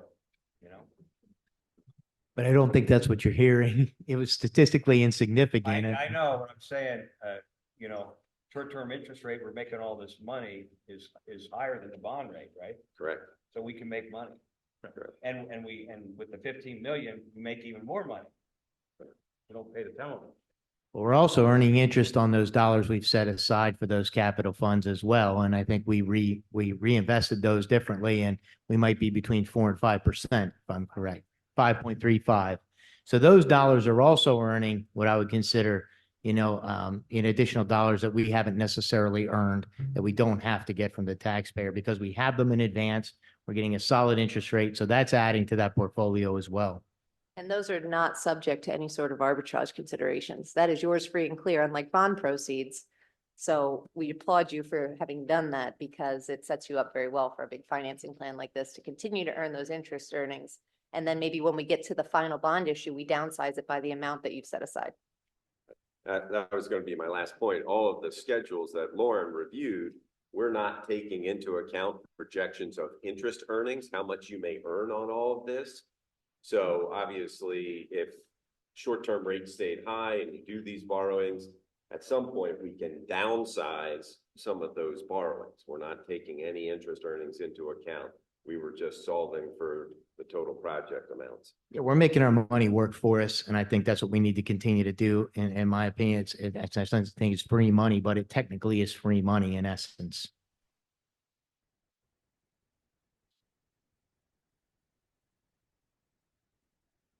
Any further questions? Thanks, guys. I have Oh. several, and I'm a simple person when it comes to this financing. First, I thought I heard you say that you expected the rates to be better around March for the borrowing.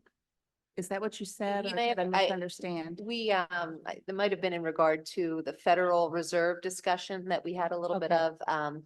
The Mhm. next meeting of the Board of Governors of the Federal Reserve is in March. I see. And the current Okay. expectation is that the Fed will stay the course and not make any changes at that time. So we're not expecting to see a rate cut in March. I think the earliest we'd probably see one at this point in time is either the May or June meeting.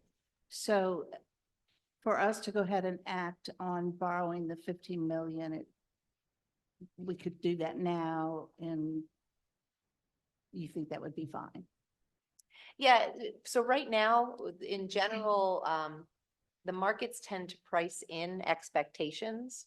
Mhm. So if all else equal, if the Fed stays the course and doesn't do anything in March, and then sometime middle of the year does cut interest rates, Mhm. in theory, the market has already priced that in. And so we wouldn't really see a whole lot of market reaction to that news. Okay. It's when the Fed does things that are not expected or makes comments that are unexpected that you see the market tend to react. And Right. so, what we like right now is that we know long-term borrowing rates have dropped over a percentage point since October. And short-term borrowing rates have stayed high. And so we have this opportunity even greater than we did last year to have some significant interest earnings. And the sooner we can get the money locked up, the sooner we know the borrowing rate, and then the sooner the business office can get that money invested, maybe before the Fed does start to take some action. Okay, thank you. Mhm. And so I'm listening to all this and I'm thinking, what can we actually really afford without a killer tax increase? And what kind of impact is that going to have on our tax rate over the next 4 or 5 years? Our tax increases or whatever our tax rate. And then is there a maximum amount that we can hold in capital reserves that's set by the state? Or we can put as much money as we want in that? Aware of a cap? Not aware of a cap. Okay, I wasn't sure about that. So, and then and I know what we use cap reserves for. So what can we actually afford? Because I've heard different conversations about, let's do this, let's do that, let's just renovate, bottom line is and also that we cannot afford a new high school. And maybe I'm asking questions too early, but what can we really afford and still keep a reasonable That's where we go That's back right. to these options. Where we go back to these options and now we understand the financial piece. And we can start to look at these options. And then there's some wiggle room within these options as well. These options are high level dollar amounts. So if we get to an option that might be a little too high or a little bit too low, we can work with that accordingly. My suspicion is that a lot of these options based on being part of building projects are typically on the higher side. But then again, it doesn't factor in your increase in materials depending on when you want to do the project and some of those other things. However, I've found oftentimes we compare back from some of this from past projects. I don't know if you find that to be true or not, but a lot of times I find these numbers tend to be inflated. I think Fadavia did cut some of the fat out. However, I think we need to deliberate more. Do we need 420,000 square feet or whatever we have? The future of education in the next 50 years, are we going to need as much square footage? I think we need to look at a lot of different things. As Justin said, maybe these aren't cast in stone, these numbers. So don't look at them and think it's absolutely going to cost that much. I understand. I understand that. This is all somewhat padded. It's flexible. It is a budget. Budgets can be It's an flexible. estimate. They need to be flexible. That's just the bottom line. So on this other chart that we have, there's an option 4, 5, and 6. Do we just need to cross those out? So before we jump to that discussion, Dan, is John still on? Yes, I am. Okay, John, because there were a couple questions that I know some board members had, and John was here at our last meeting, works, as part of Dan's team with Fadavia. He's the one who talked through the options, the costing, the pricing, et cetera. John, can you talk a little bit about kind of that methodology of coming up with those projected costs, what it entails, what it doesn't entail, et cetera, again? I can. I mean, I agree that these are budgets, and they're based on average costs that other school districts have spent for similar buildings or similar size buildings. It's hard to get really down into the weeds until you have an actual floor plan of your own and somewhat of a design from an architect. And then we can actually start to put hard numbers. These numbers do include a little bit of contingency as well. So I would agree that they are numbers that could be beat on the street for sure in each of the respective categories. And John, I think if the last meeting, if I recall correctly, you said was it about a 5%? Correct. They include both a 5% market contingency as well as a 5% to cover change orders throughout the project. So technically, you actually got a 10% in there. Plus, those numbers include soft costs, which means that includes your architectural fees, permits, everything else associated with the construction of the buildings. Just real quick to follow up on that, because there's not a whole lot of breakdown for it, but these does not include all the furnishings, the new, tables, chairs, washer, dryer. It does have a factor in for what we call FF&E. Yeah, it does. That'd be helpful to get all the breakdown, because these are very, very vague. Well, we can do that, but it's so budgetary because we don't know yet until you secure an architect. We don't know how many classrooms you're going to have, how many science labs you're going to have. So usually we don't do that step. We don't start really diving into your soft costs until you have a floor plan and a path moving forward. Typically, that's not to say we can't. We just typically don't, because there's absolutely no information to go on. That would be the RFP for the architect going further. But again, we're not going to ask the architect to look at options, 6 options. We got to narrow it down some. Correct. But he wouldn't give you 6 options. He would get with an architectural firm is going to get with your staff and get with the board, learn your needs, and then they're going to propose based on an available budget. They're going to propose an option or 2, a path moving forward. I guess one of the questions I'd ask the administration, have you looked at square footage and looked at the future of education in the next 50 years? and determine if we actually need the same square footage? Has that been deliberated on at all by you guys? The ultimate question is going to be, are kids going to be, or are they going to be remote and online? And I think when you look at students younger than 16 and younger, I would say most parents, when you look at the current setup of school, are going to want their kids in school in some capacity. You start to get up into the junior, senior range, you see a lot more flexibility as they're starting to think about what they want to do long term. I think the hardest part with regards to square footage is until we get to a spot where we're actually sitting down and talking to someone around the design element as to what it could look like. We don't really know how much square footage we would need and or where we could cut. But I would say if we look at our current building, bless you, at the high school, when you look at the hallways and the curves and the turns and the whole 9 yards, a lot of the space that is not a classroom. But then I also look at the classroom size, and I know Mr. Donovan and I, as we've been in buildings, we do kind of comment on that, particularly starting at the elementary on up, when we have a good amount of students in one class and it's very compacted, it's not really the best conducive environment from a learning standpoint. So we need to think about the square footage of the room with the number of students in it. And one of our challenges at the high school is we have a lot of smaller rooms that have a lot of students in it. And so then starts to beg the question of what does that look like from an instructional standpoint? And I think what you see moving forward is a lot more interaction and collaboration among students, not just students individually sitting by themselves at a desk. They're up, they're moving, they're working, collaborating. And that's where you need a lot more of the flexible space. But again, that comes back to design. Like, what does that look like? How can you maximize space? And then you also have to look at all of the other non-traditional classrooms, things like the gym, things like the labs, the cafeteria, what it looks like with the number of students in the building, and how can that be designed in the most efficient way to determine the amount of square footage. So that's where this conversation then starts to teeter on. You can have the discussion, but in order to get further, we have to then go down the next step, which is where Dan's talking about. So we're in kind of that lane of let's have the discussion. We see some ballpark costs.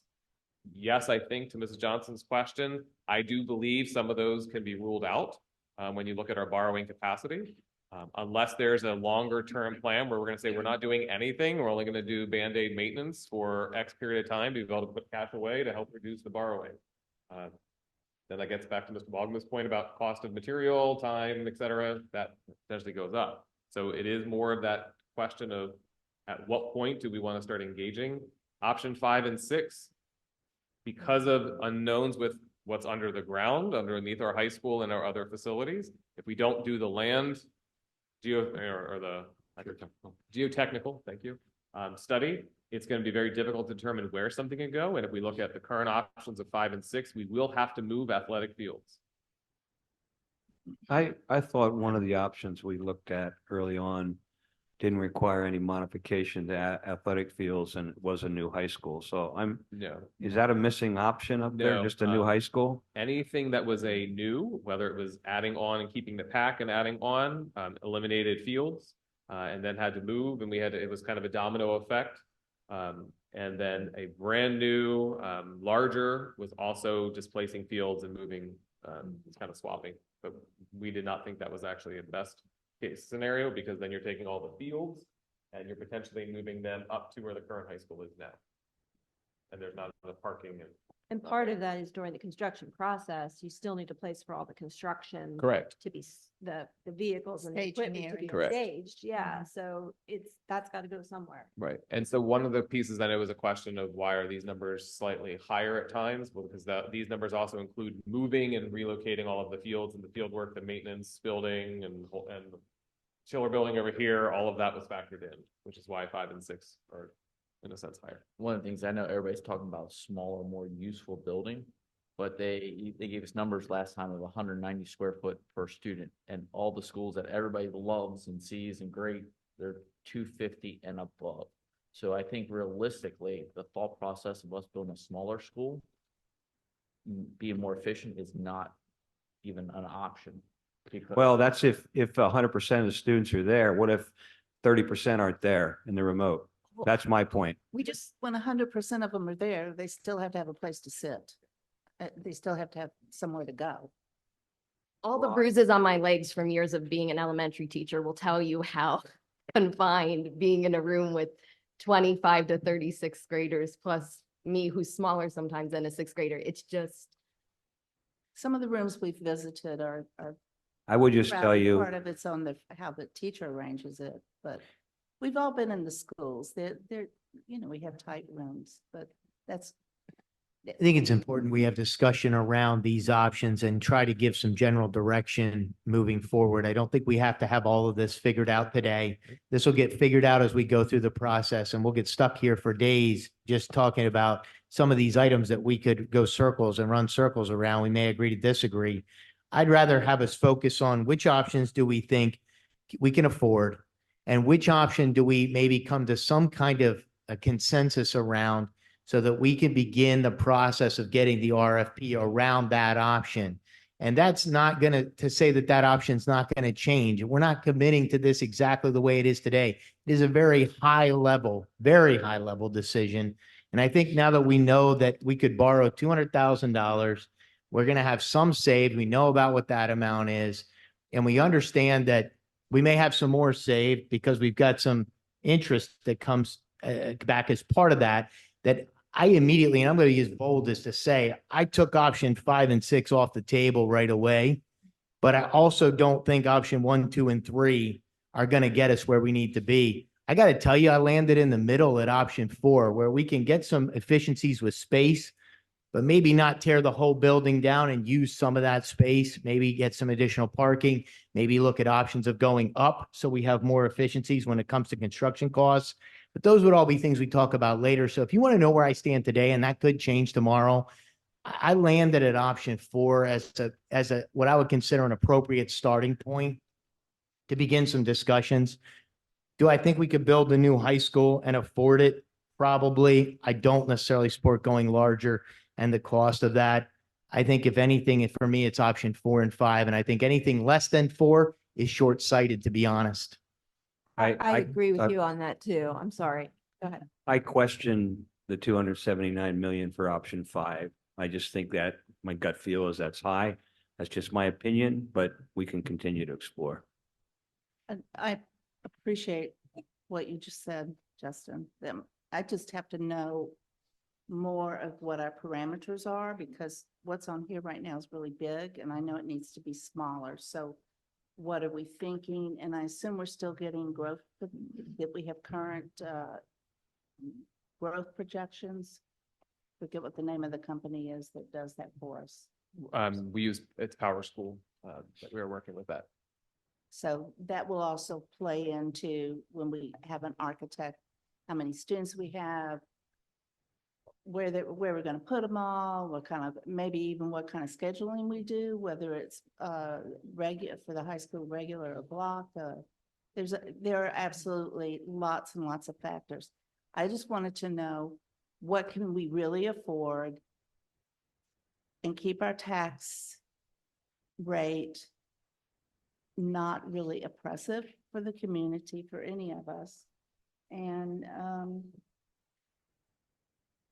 yeah, what can we actually really afford and what's realistic? And I think that's what we're trying to figure out now as we're looking through all this analysis and the numbers.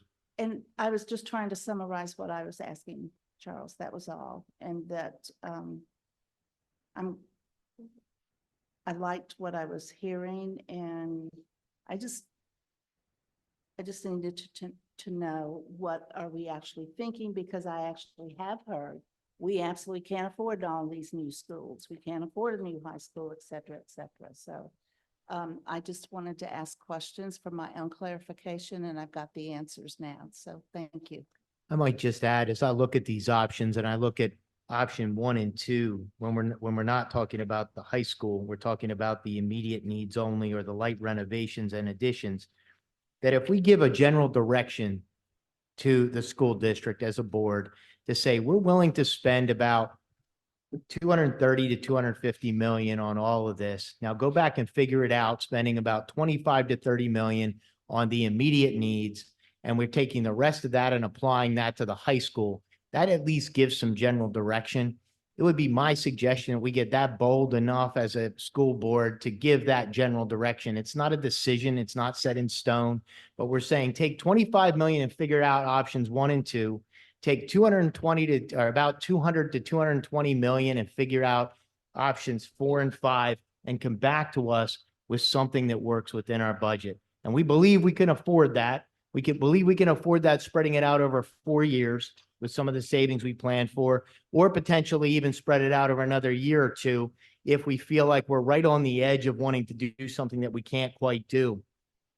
I would suggest we come together on some kind of direction around this and at least give the district a starting point where we feel we're comfortable enough with moving forward. That's where I'd be. Here's 25 to 30, figure out options 1 and 2 on the reno side, and don't do anything that we don't have to do. And then take the balance of that and start working on an RFP. And if you can get us a new building for that, we'll make it work. If you can't, then back off of that, but use what I would consider solid materials. I don't need a Cadillac with all the bells and whistles, but those types of things, knowing that we don't need everything to look great. We want a practical building that's going to work and that's going to last. Yeah, the other thing that I've not heard in any of this discussions over the years is what's our priority? What are we trying to fix, right? We're trying to fix some mechanicals, but why a new school? Are we trying to fix classroom size? Are we trying to modernizing? What are we trying to fix in the problem? What's our priorities? Because we've talked about all these options, but what are we trying to fix? I mean, are we fixing the infrastructure? That's one option. Are we fixing classroom size? That's another option. Are we fixing, we want it to look cool? That's another option. Are we fixing athletics? That's another option. We haven't talked about what we're trying to fix. What's the root problem? Well, the heart of the problem is we're dealing with, in my opinion, a 60-some-year-old building, and the efficiencies that you want to gain. If you're looking short term, you're going to gain X number of efficiencies by tearing it apart. You're going to have it down to the studs, for example, and you're going to gut the whole building. You're really not going to foundationally be able to go up, probably, because foundationally you'd have to tear the whole thing down. So you're going to gain some efficiencies in being able to look at the project a little differently. Not only you're going to gain the efficiencies with the energy savings, with a lot of the maintenance, and you're going to be able to look at options you can't look at if you stick with that original footprint. That original footprint is boxy. It's like the old house. It's just not an open floor plan. So you gain those efficiencies. You also gain the ability to go up, which I think is something that hopefully when you come to us, you'll seriously take a look at, because that could save in construction costs. It can also help with energy savings as well. But I'm just not into spending money without knowing what we're trying to fix. Well, at the end of the day, Richard, the high school is how many years old? How much longer is it going to last? Well, that's the thing. Are we trying to fix the structure or are we trying to fix the? We're trying to fix the, Efficiency of it in multiple ways, for there again, humans We and gotta like, prioritize what we're trying to fix because maintenance savings, energy savings, more efficient layout of the classrooms for education to be more effective. those are the There's two multiple things I've options. heard But over. we have to prioritize because it'd be great to build a new school. I get it. There's 100-year-old schools that we still are using in Pennsylvania, right? What are we trying to fix? We can't fix everything. We got to prioritize it. But I don't think that's a fair question, and I'm not I- trying to be rude, but we're really not trying to fix. It's more than just trying to fix something. I think when you ask that question, it applies to the HVAC system as an immediate fix. Yes, you want to know what the answer to that is. It's the HVAC system if you wanted a direct, immediate answer. But the bottom line is it's much more than that when you start to look at the building as a whole. You look at security. You can look at a lot of things that you can't gain those efficiencies when you're working off an old floor plan, the open floor plan, the ability to use space differently and more wisely so we don't have to go bigger, but yet we're not packed in classrooms, or we don't have classrooms. We mentioned all the people packed in classrooms. There's also classrooms that are large with 10 to 12 students in them too, where that space isn't being used wisely. So we have a lot of that happening as well. So it's more than just fixing something. It's much more than that. It's I get getting the that. benefit of going and starting over versus working on that old car and saying, okay, I'm going to massage this old car. My gas mileage is still going to be 12 miles to the gallon. But if I go buy a new one, I'm getting 27 miles to the gallon. And in the long run, that savings of 10 miles, 15 miles to the gallon is going to pay dividends. When you look at this, you have to look at it really long term. I understand what you're saying, Mr. Garber, but I would also suggest you got to look at this long term. It's not just about what are we trying to fix. It's bigger than that. I think it's usability. I'm sorry. I was just gonna say, it's usability, and I take it from me. I live in a 200-year-old house. We totally redid the footprint. just by knocking walls and putting new walls. Now, I realize that a school is not the same as a residence. That's been pointed out to me several times. I get that. But we need to know what the usability, what the maximum, the best way to have whatever we do is the best usage to achieve our goal of excellent educational opportunities. Which takes Well- us, I'm sorry. Well, one of the other things that we have to do is, and we've kind of alluded to this different ways, but as we look at options for a new or partially new high school, we need to look at the maintenance savings, we need to look at the energy savings, and we need to look at, okay, if we wait 10 years to build a new high school, how much is it going to cost? What savings did we lose out? I mean, we could probably go another 15, 20, 25 years, but we might really get killed by the maintenance savings and roof repairs. So I think part of this analysis isn't just the estimate of how much it costs, how much is it going to cost over the next 30, 40, 50 years. That's got to be part of the analysis. And I think that will also sell to the public. We're just not building a new high school because we feel like we need a new high school. We're building a new high school because it's old, it's antiquated, it's laid out horribly. We don't have good sized classrooms, but we're also going to save energy. We're going to save maintenance costs. And in the same vein, we're going to have a better educational experience for our kids. And if I could just add, it comes back to the same conversation. You're gonna flush all of that out when you start walking through the design process. And to your point, Mr. Wogelmuth, about not wasting taxpayer money, you're not gonna retain an architect, at this, 6% fee to just proceed down a path and that with no stopping. They're gonna start in a concept phase. There's phases of design. They're gonna start in concept. Concepts will come back to you with pros and cons, addressing all of your concerns and issues, and you'll narrow that down. You'll make decisions on which path to go, and then they'll go into the schematic phase. So again, you're not going to answer those questions until you start the process. Yeah, and I think part of our job as a board is to give direction around the finances, not so that we don't get a project that comes back at $400 million. We base, and I'm exaggerating, but I'm basically suggesting that we as a board need to give some direction as to what we're comfortable with. So when they go to do this work, it's not being done in vain. I don't want to look at 6 cars that I can't afford. So let's understand what we're comfortable with, or at least semi-comfortable with, and let's give some direction. Here's the cap. Now get us as much as you can out of that cap, and then marry that up with the educational experience, because the most important thing is that it's functional space that helps us provide the best education. And that's the heartbeat of all of it. And we don't talk about that as much here, but that's got to get married in to the whole process. And that will along the way. When you visit the school, you look at the classrooms, you begin talking to the teachers, you set up those small groups where you're finding out what's important or what they're missing and what you need. And then not everybody's going to get what they want, but they will get what they need. And some people will get some things and others won't get other things. And that's where we may come back and say as a board, well, we're not going to give, Mr. Graham all the technology he wants. He doesn't need top of the line Bose speakers. He's getting something less than that because it's functional and it works.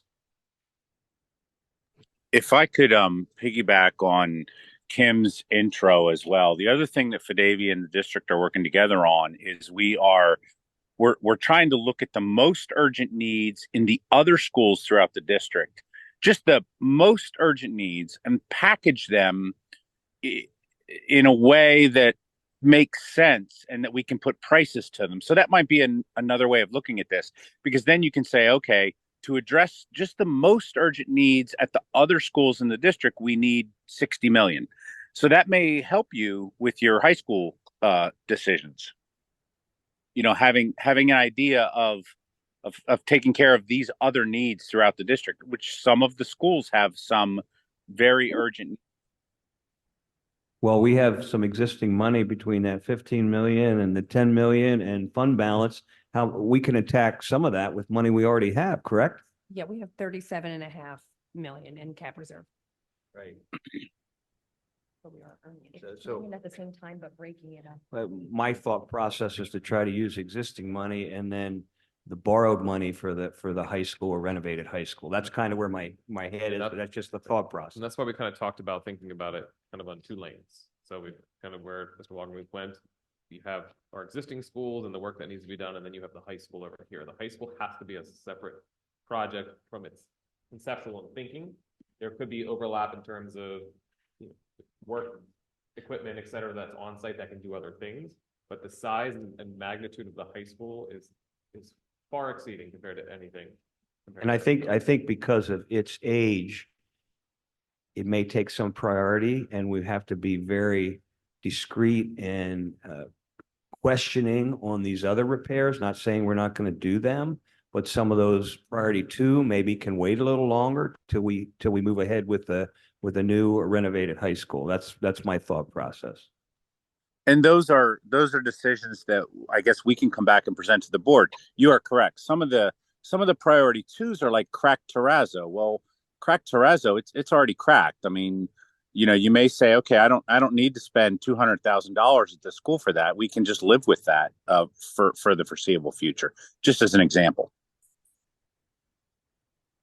I But we just have think to we have start. to get started. We have to start. We You just have have to to get little started. things. Yeah. to get them. I think some of those items were items that if we were to build new today were code items, if I'm correct. Is that right? Yeah, you have your most urgent, you have some code issues, some life safety and safety issues, as well as your building envelope issues, roofs, mechanicals. Sure. Yeah, I would want to see anything that is not required and is grandfathered in, carved out of that estimate. Yeah, I think the board and administration should take some time and look at these in detail and determine what absolutely, I know you say option one has to be done now, but my guess is some of the stuff can be pushed back as well as the category two. So I think we have to pursue that and not just assume it's going to be 59 million. Go ahead. I would just say we have to be really smart about it because projects have been, or repairs. When I got on the board, have been pushed off, pushed off, pushed off, pushed off, and then lots of Band-Aids. Mrs. James has done a great job of, Well, trying to fix. I would some say issues. our buildings aren't falling down and our kids aren't in danger. I substituted a few years ago at some of the McCaskey schools, much worse condition. So at the end of the day, our kids aren't in danger. They are safe and they're not falling down. So I think sometimes when people see all these repairs and stuff, oh my gosh, this is horrible. We're still in decent shape. I don't disagree. I'm just saying if something needs to be fixed, we need to fix it. And I'm going to say it over and over. And I think John David was the one who said it. He said, when you're not taking care of those ones and twos, the 3 and 4s become 1s and 2s because it is just it's like maintenance. It's just ongoing. So you can't just full stop. You have to have a plan to keep it. Some of those 1s and 2s don't exist today, and I would just argue that I would want to see those broken out because there are 1s and 2s in there that are add-ons that are not required, if I recall. I think we should have a session, possibly in buildings, ground or whatever, to go through those in more detail. That's part of this whole process. Isn't this plan here is, the plan is here to prioritize what actual priority one items have to be done. If I remember correctly, LPC, the last time it rained, there was water running down. Maybe that was a leak in one of the buildings, and again. Those are just ratings by somebody. I don't necessarily agree with them all, okay? No, I'm going to I push back. understand that, but I mean, priorities, if it's raining and there's water running. in Exactly. buildings, that's what I mean. I think the district has, the administration's giving us a plan. We just have to let it do it, get out those priority ones. And then we can look at them and say, okay, well, yeah, that makes sense that, Centerville needs a new roof because there's water running through every time it rains and. Yeah, the biggest purpose, the purpose of this slide was not to say all the 1s and 2s, wholesale have to be done. It was just to give the big picture financially. Well, if we spend so much on all the 1 and 2s, how much do we have left over to work on the high school project? Yeah. And I think we hire professionals such as Mrs. James to guide us on those decisions of what are those priority needs as she's living with them every day. And we have to trust that those are you see them as big urgent needs, the ones that you can attest to.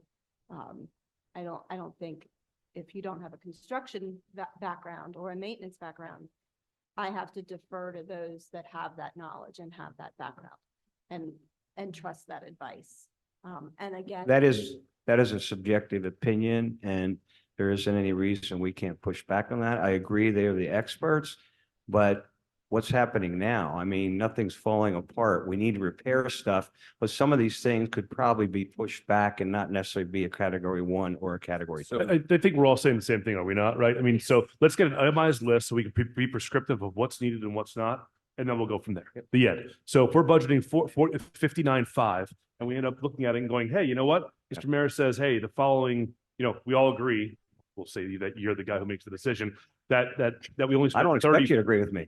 That we only spend 34.5 million. That means we have an extra, right? We have a bunch of money left over that we can allocate somewhere else or put into a future plan for priority 3-4, or put it into the high school, or put it into cap reserve, or do whatever we want to do with it. So I think let's get an itemized list. Let's be prescriptive and let's go forward. The end. And I agree with that.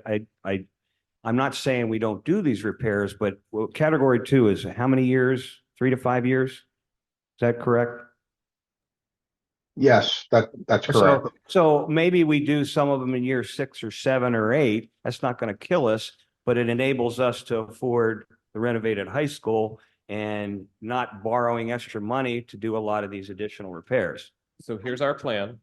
So over the next month, Kim and the team working with the Davia team will be going through all the priority 1 items as well as the priority 2 to make sure and kind of pull out and put those into buckets and say, this is what we're going to come back to and bring back to you. Here's what we believe are those priorities to be able to have those discussions. That's the first step. We'll be working to see as we look at what needs to be done. There are some grants out there that Chris Selmer, who's also works with the Davia team, is fully aware of all of these grants. Will be able to work with us to try and see if we're able to get any of these grant opportunities with some of the work. And then as we get into the later spring, early summer, starting to put those packaging projects together after discussion and starting to see what they might cost from a bid standpoint. So we did kind of outline that. So we will start with the first piece of just really going through those priorities and bringing back to you what we would say as this is what we think, and open it up for discussion. Is it being too bold to suggest that we as a board could give some direction around the high school project and that option as well and move this forward? I mean, I'd really like, if it was just up to me today, take option 4 and 5, knowing, that we don't want to go above around, 230, maybe 250 in totality, start to finish with options 1 and 2 and the school, or 230, whatever you want that number to be, and start to go to work on some of that.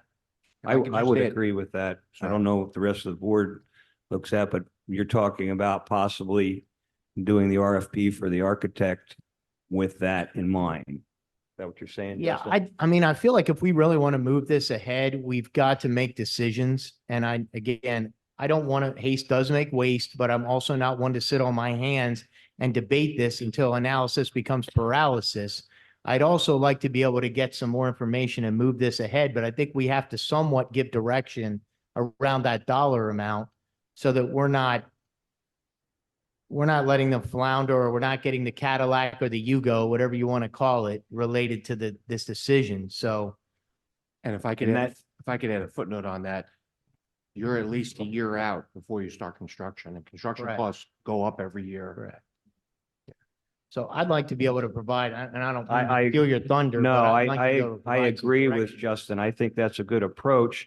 And Dan, if we do an RFP for an architect, that will fine tune this and get us much better estimates based on the options we pick. So it would be a logical next step, correct? It is the next step. You'll get logical plans, schematic plans with pros and cons attributed. We haven't even talked about parking and traffic flow. So many things that factor in. You'll get those detailed options, and dollars to donuts. The option you select will be some version within the budget you can afford, but not one of the ones that's on the screen right now.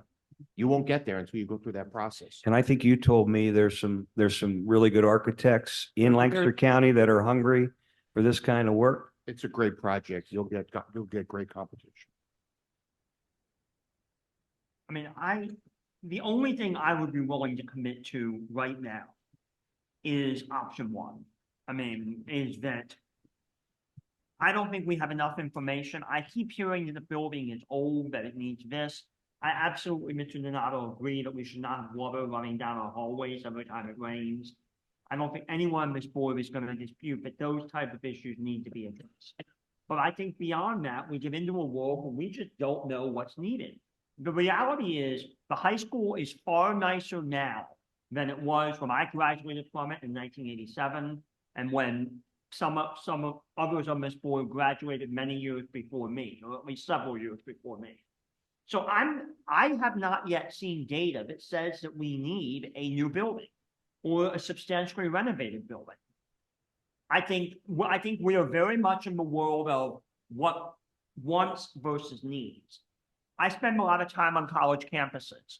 At many elite universities, I walk into buildings that are much, much, much older than our high school. And you know what? The students there learn, and they learn at a very high level.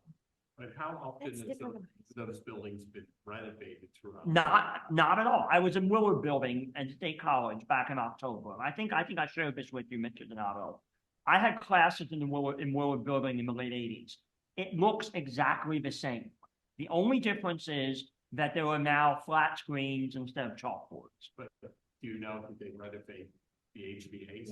And that's what we don't know. But saying that just because the classrooms look the same, that somehow the quality of education at Penn State isn't as good, isn't a good argument. I'm not saying that we shouldn't look at some of the systems, that we shouldn't be looking at the roof and making sure that they're efficient and safe. But to take that next step and say that newer is categorically better is a step I'm not yet willing to take. I'd like to just say that when you and I graduated from high school, the style of instruction was much different than it is today. And the way that this building is laid out, the way that the classrooms are aligned, the way that the building itself stretches like an amoeba across the campus does not provide for the kind of education, the kind of instruction that we are doing in the 21st century. It's just much different than the 19th. So are you suggesting, Mrs. Brady, that we are delivering an inadequate education right now? I'm saying we're doing the very best we can. We're doing darn good, but it's very challenging. It's uncomfortable. It's not necessarily as safe as it could be when people are tripping over each other just to get from one end of the room to the next. Teachers are limited on how, oh, there's a lovely whiteboard I could use over there, but I can't get to it to use it because there's 15 desks parked in front of it because the room is too tight. We're not getting the best education we can for our kids because we're limited by the style of instruction we can do. I think 100% of the time, no, but much of the time, the building is limiting what we can do for our kids in a future world. I think looking at an investment to spend 85 million just for immediate needs, and you could spend a little over 100 million more to make option 4 much more wise use of your money. I think the 85 million is wasted because you're going to still have the high energy costs. You're still going to have, I believe, a high maintenance cost. Now, I don't know what all is in there. And then you also have the building that's laid out poorly. And as Mrs. Brady said, they're doing their best job, but there's a lot of issues. Too small classrooms, the hallways, the roof's you replace the roof, but you still have the old building. I mean, the reality is we probably can make this building last another 50 years, but we're going to continue to spend a lot of money repairing it to the point where you look at the time value of money and you could have borrowed the money and put a new building. You might add up to that 50 years down the road by continuing to repair it. It's going to get to a point where it's not fiscally responsible to not replace or repair or renovate the building. I'm gonna go with Grant. I agree with a lot of what he said. I want the administration to come with a plan of what they need to fix. Because I'm not willing to write a blank check, say, hey, do whatever you can for $200 million without showing why we need to do that. It's like saying, yeah, so what are we, again, I'm going back to what are we trying to fix? I know all this stuff. I got a chance to walk to the high school. I get it. I go into so many schools a year and seeing what schools are. I get it all. But we need to figure out what our priorities are to know how much money we're gonna spend. There's no sense in spending money we don't need to spend. I just have one more question. We've said we need to meet with an architect. When is that scheduled? Do we have some people who are interested? When are we? So that's a whole process. That's a I would suggest that, if I may suggest, if you could make the decision and say, we're gonna spend something sub of 200 as a guiding principle, they're gonna have to come back to you with the options to justify why you're gonna go from option one. You know, what do you get out of option two? Those will be all your subsequent decisions to make. But to Mr. Wogelman's point, and which I think was the original point in the beginning, if we could take the larger amounts off the table to kind of focus in on what is reasonable within what we think we can afford, that'll get the process started. But to start with option one grant, we can't go anywhere then. Like there's no, you know what I mean? To just go, we're doing option one and that's it. You have to have somewhere. So then we get into the weeds and get into like one is so limiting because it's just like immediate.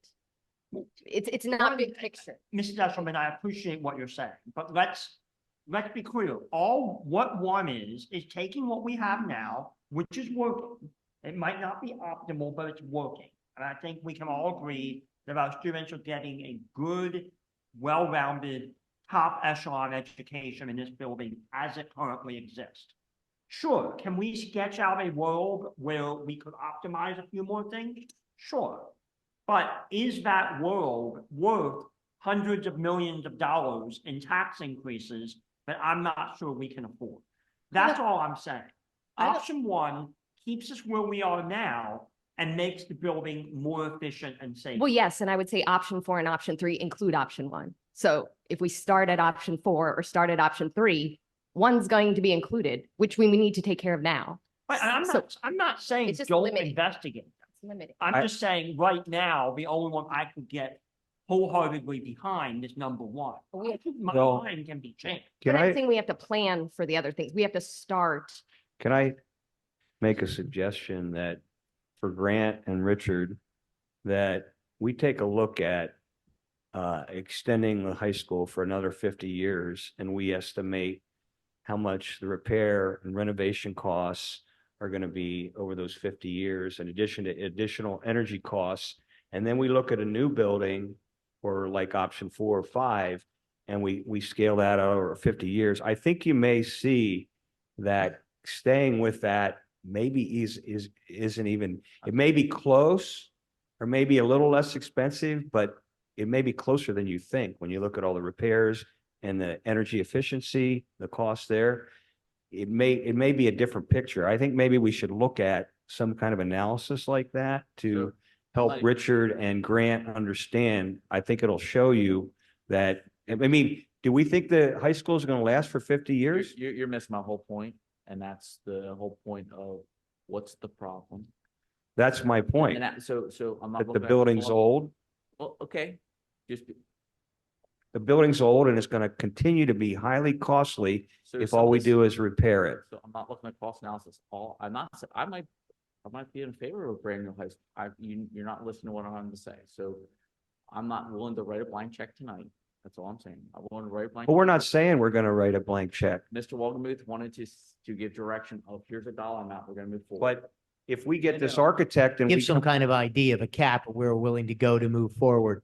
I've never suggested That that we doesn't write mean a we're gonna blank do check. it. I'm suggesting we as a board need to give guidance because we set the tax rates, we help to manage expenses. There's not a whole lot we do control, but that we owe it to the district and to the teams that are here to provide some guidance around this process. That's our job. It's not to figure out the details tonight. I think it may also be beneficial. Mr. Donato, myself, Mrs. Hall, Mrs. James, toured some other schools that were new. And Mr. Wagner, I'm sorry, I didn't mean to forget you.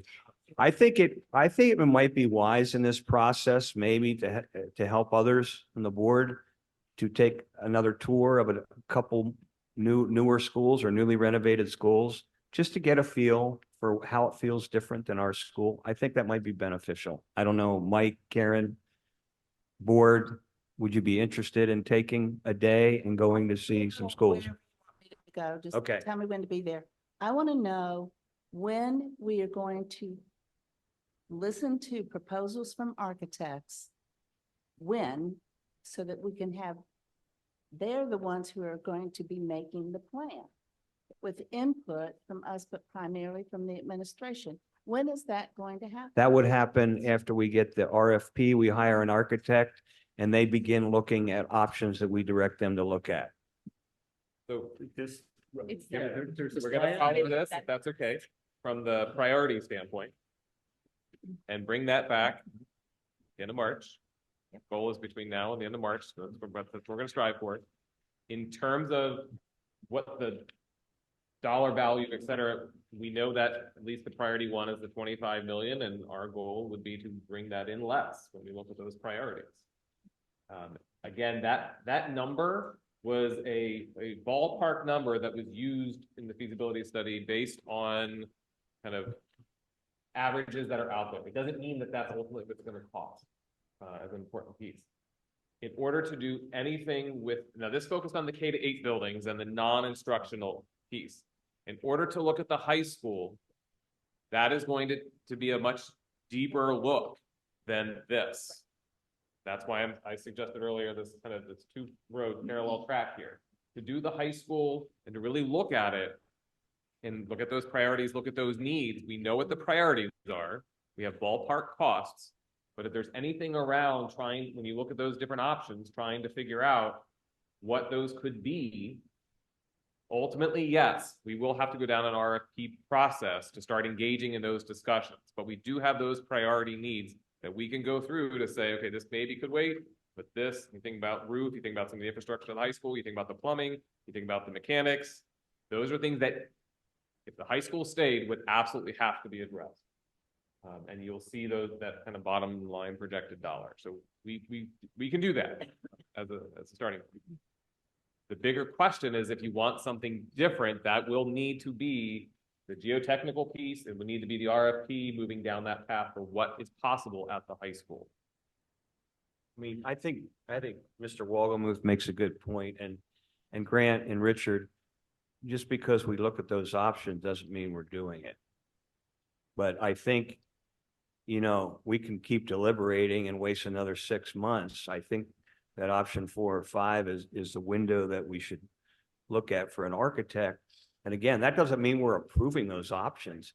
It's going to enable us to dig much deeper into this, get better estimates. And I think through that process, maybe Richard, you'll understand what we're trying to fix here. I mean, I understand. With all due respect, Mr. Mayor, we had an architect, they did all this, and then we fired them, and now we're gonna start over again. That was not, will you We explain? concluded the feasibility Dan- study. Dan, will you explain the difference between what this architect would do versus what was just done? It was a feasibility study. This would be an actual design. Maybe you could explain a little more to the rest of the board members? No, it's just that. The feasibility study is really high level and looks at your district as a whole. It didn't dive into the weeds of any of the projects. The one slide that we looked at with the options, that was a deeper dive to give you kind of an order of magnitude of a very base, just renovate as is with no change, to the other complete opposite end with some options in the middle to give you an idea or a magnitude. But you're again, it's a circle.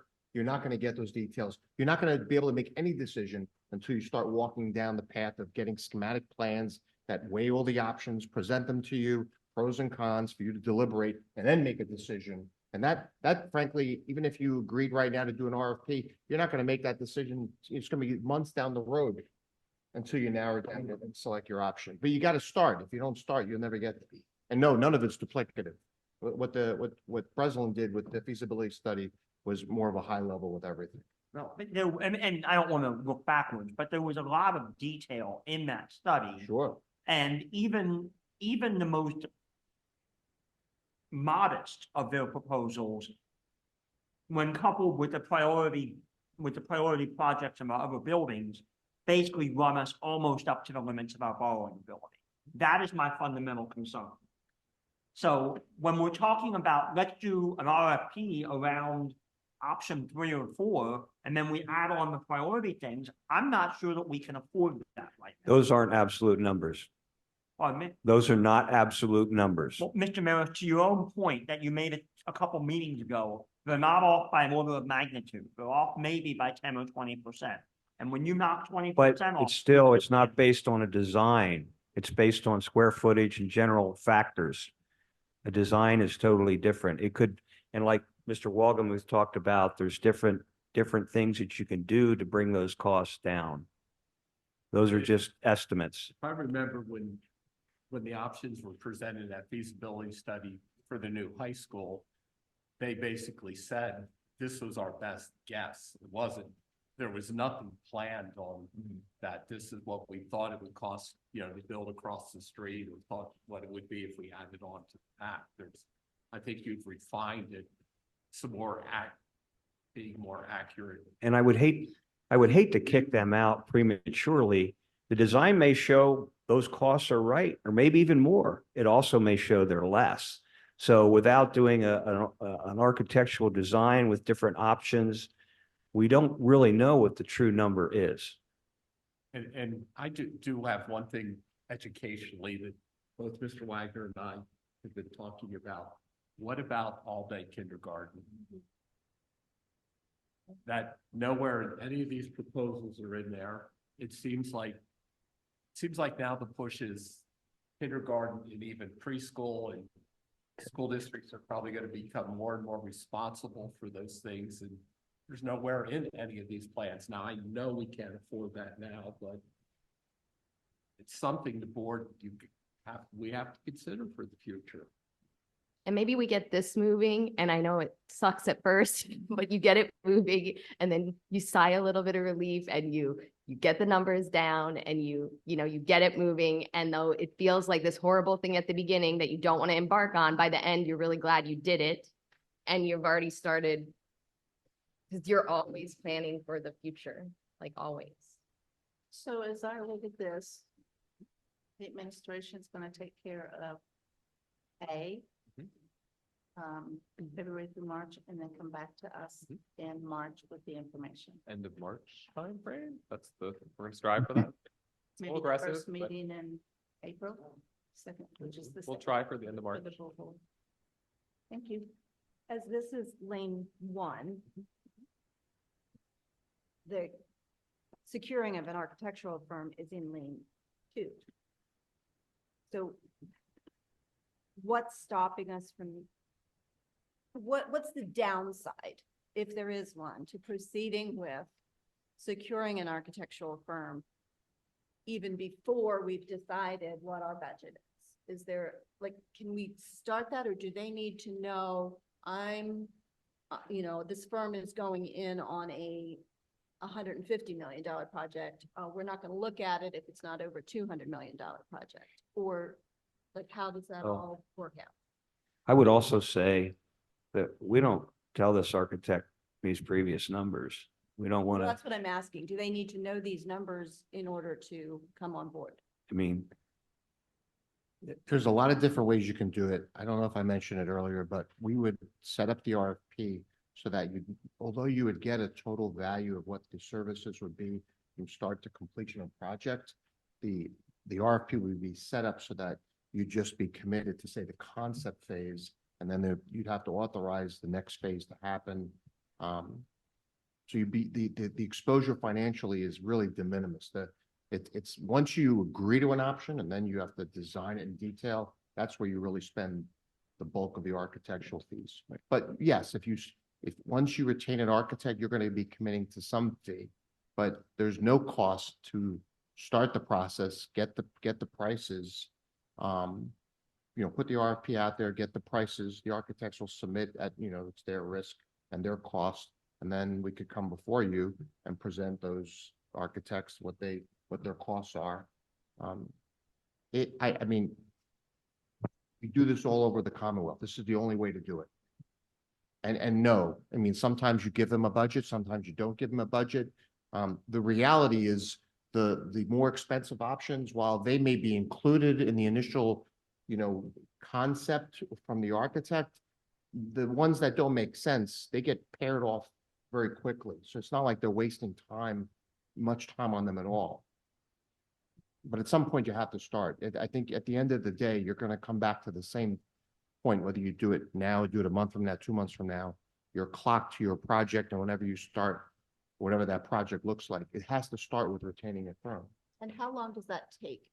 But the RFP process, you can get on the street in a couple weeks, and normally you'd like to give them to do it properly, give them 3 to 4 weeks to respond, and then come back to, create a spreadsheet, come back to you, select one.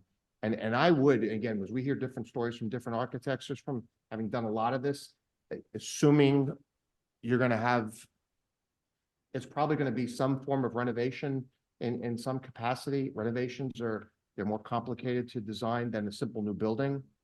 And you don't really want to allocate a year for design. That just seems to be the sweet spot. When you factor in all of the information gathering you need to do to satisfy all the concerns, get the, vet it, get the buy-in and approval of process, factor in all the approvals that need to be simultaneously acquired. A year is kind of your sweet spot for a design phase. So a month and a half, 2 months by the time you get an architect on board, and another 12 months. And then once that architect is on board, that's when The they would 12-month start start. doing these listening sessions and touring, and that happens after our prioritization. Absolutely. Happen after that. And I see the struggle over, just why can't we just renovate the building as is? It works, just, bring it up for the, what it needs to have mechanically, structurally for the next 50 years and leave it as is. I'm not passing judgment on that, but the difference between that and whatever the higher cost option is that you can afford, you'll have plenty of time and to vet that extensively. With that's where the hard work is, and someone's going to have to convince enough of you to buy into one option or the other, and then they'll spend the bulk of their time and energy going through the weeds of now taking that more developed concept option into something that's going to be put on the But street. none of that can happen until we get this architectural firm selected. Otherwise, we'll just keep having this Right, conversation right. about things. That's the point I wanted to make. Thank you. And there's probably going to be a team of the board who, when you get that information, will want to meet with individuals as well. I mean, so it is a process. Until you get the So recommendation. the Buildings and Ground Committee would probably meet with that architect in addition to the full board. Is that kind of how you saw this going, Mike? I mean, that's up to the board. If it's the full board, it would be in public session. Okay. And if it's a committee of the board, it could be more of a workshop, component. So question, Dan. Are you saying as far as the selection of the architect or the actual? Well, I'm saying meetings about options and stuff. I mean, this isn't going to be 3 months and we're going to have to be interactive as they're developing the design with the administration and the board, correct? Yeah, seeing like the whole panoply of how these things shake out, that depending on the school district, I would say that it would be the administration would prepare a list of criteria and needs that would be blessed by the board, and then you'd have your biweekly meetings where that would be fleshed out. Some school districts, we see just maybe a superintendent and maybe a facility person. Others, we see a more extended administrative team involved in these biweekly meetings. In other places, there's a board member or two at the meeting. So it's that's germane to the particular school district. So one But either question, way, they have to come back to the board right? in stages and get blessings. Question, when this preliminary design is developed and the architect does the estimates, is that design such that it could be bid out to other architects to redo the estimate, or are we pretty much stuck with what the architect's going to give us? In other words, if you have. We would do the estimate. What's that? The architects, just having done a lot of this, the architects, they do highline, square foot, simple estimates. That's generally what they do. Right. We would marry an actual market-based estimate with the designs. So you would work with the firm to help fine tune that estimate, basically. Yeah, Okay. for sure. Okay. I know we want to keep this moving, but I have to say, I want to make sure that we give plenty of time for those RFPs. I'm a little jaded. I've seen times where maybe we haven't gotten all the options, and I want to make sure we don't rush that again.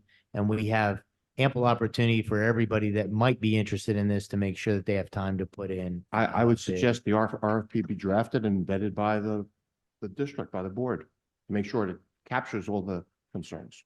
Yeah, and we'll be not only posting, but directly contacting many individuals. Yeah, and I think we need to be consistent with making sure we're reaching out consistently. And when we do it, we track that so we know who is sent, and then we provide that information of who actually responded to it. Thank you. And just to note, this is a professional service RFP, which is different than an RFP with low bid. Correct. Okay, we ready to move to the next item? Buildings and ground item, So I believe is, thank you, Yeah. Lou, Lauren. thank you for John, hanging around and listening to our Dan, discussion. Maddie, good to see you, and John and Chris. Thank you.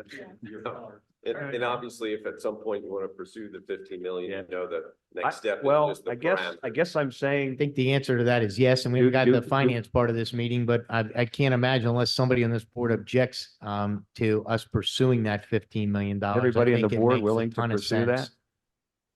I think we should start looking and There's no downside Evaluating. at this point. Work with the administration on getting some dates to be back in front. Thank you. All right, thank you. Thank you. okay, the next item is Mrs. James going to give us an update on the paving and concrete bids. Yes. So in continuing, yeah, please. In continuing to work on and addressing the concrete and paving needs. Oh, sorry. We met with ELA Group to identify Mountville and Roarstown as being the next buildings to address concrete and paving issues. So what we did was we met with them, we had site visits, we identified what the needs were at those buildings. And then we created an RFP, which was that was then put out for bid. We had 7 contractors that had bid for on this project. And what you're looking at here is the base bid for the project, along with, you'll see some allowances there. The allowances are to give way to the unknowns in the project. So when we get started on the project, if we have additional issues in these areas, we have an allowance set aside to be able to address those issues. If we don't need to use, or if we don't have any additional issues, then those allowances would not be used, and we would be, that would be deducted from the total amount of the job. Also, what I've had them do is to add in an alternate line there. The alternate is for us to get both of the playgrounds in that area coated with the poured and play surface, as opposed to now it has a wood base mulching. So when we look at this, what this is covering is concrete cracks, uneven cracks, any curbing replacement, broken curbing. This will also address paving. Paving issues can be, needs can be from a complete redo of the paving, or it can be a mill and overlay of the paving. We know for sure that we're going to need a complete depth paving of both of the macadam areas of the 2 playgrounds. Over the years, they have moved, and now they're a very wavy surface, creating tripping hazards and so forth in the playground areas. So that would incorporate a full depth replacement of the macadam area in those playgrounds. But not necessarily the parking lot is in need of a full depth. There's areas that would be addressed according to the need in those areas. Then we would repaint playgrounds and things like that.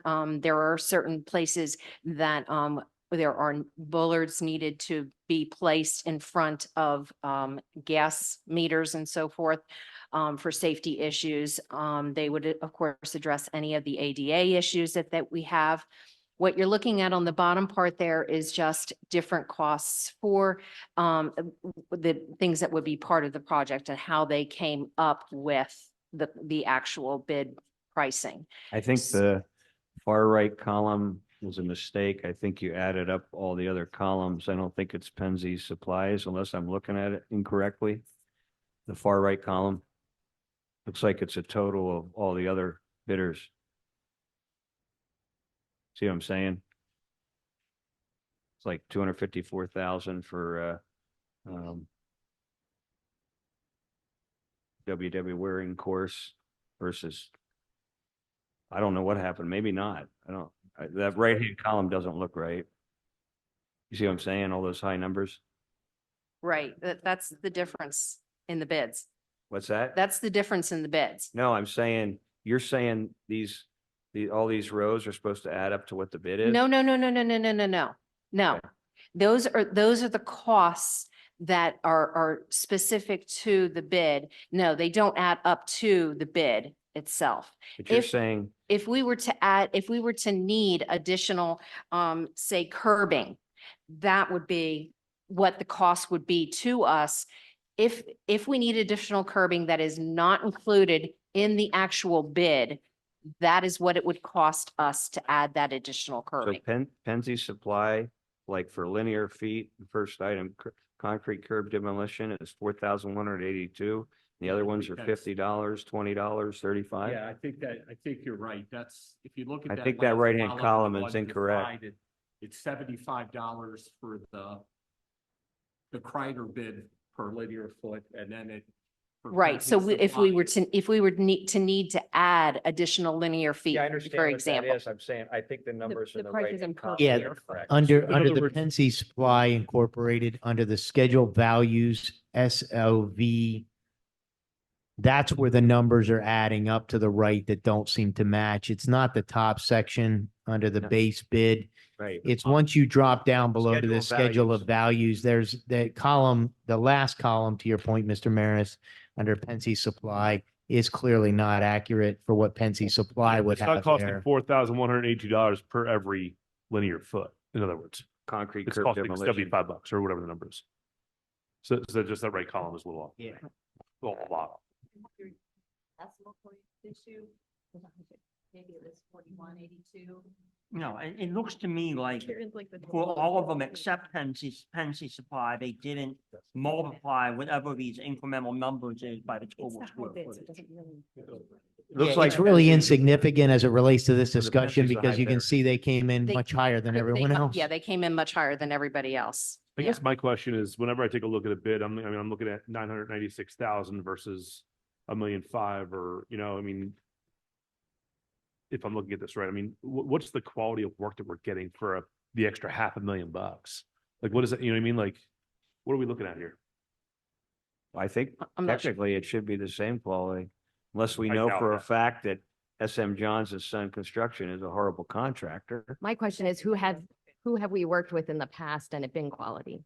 If there's someone on here we've worked with in the past and it hasn't been quality and why we're coming back to it, I don't want to pick them. Or do we know anything about these that? Yes.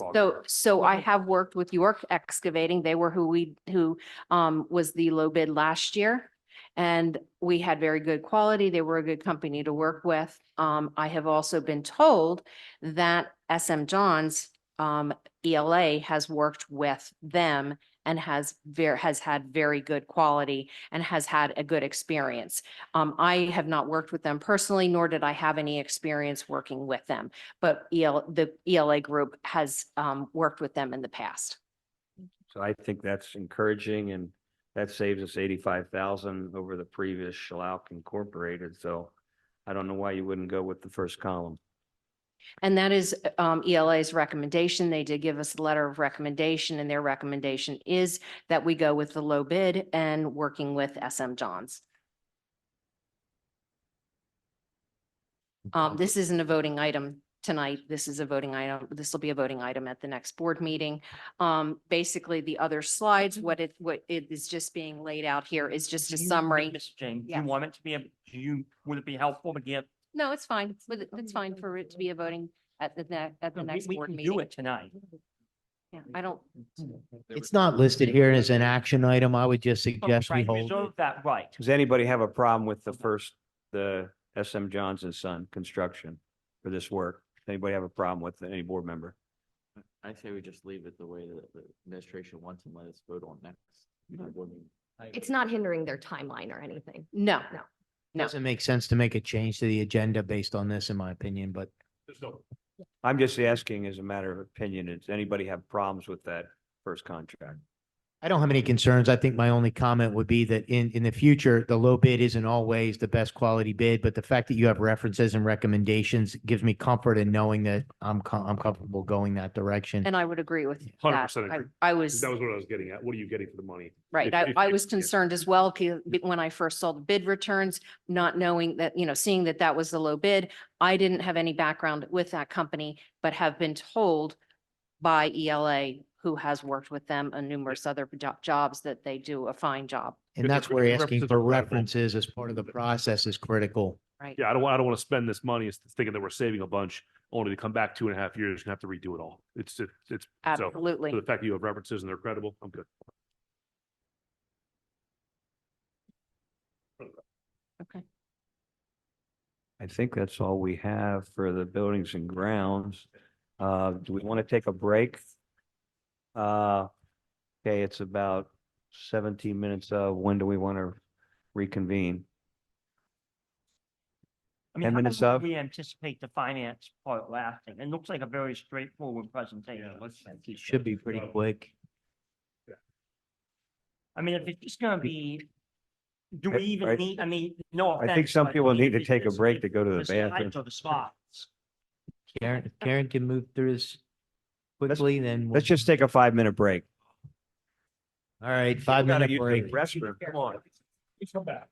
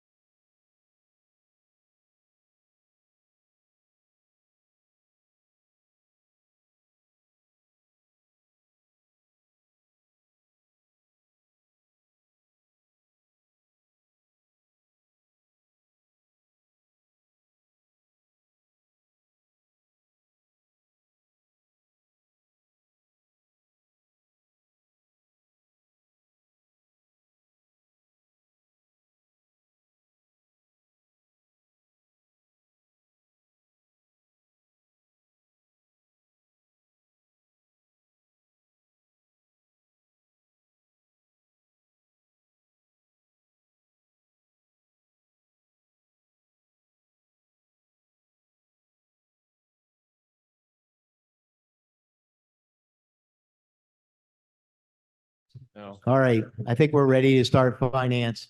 Karen, do you want to jump into the budget presentation? Thank you. Okay, so if you recall, last month I presented on our revenue estimates preliminary. Since then, there has been the governor's address, which might go to the next slide, please. What we heard is the proposal includes a $1.1 billion increase in basic ed funding, which for Hempfield looks to be 1.82 million proposed. Special ed funding, 50,200,000 for Hempfield. And then there's additional grants for safety and mental health through PCCD that we're hearing about 425. Next slide. So just a reminder, what the revenue projections were that we talked about last month. There's our final budget for expenditures for the 23-24 school year. And our preliminary look at these is in that last column.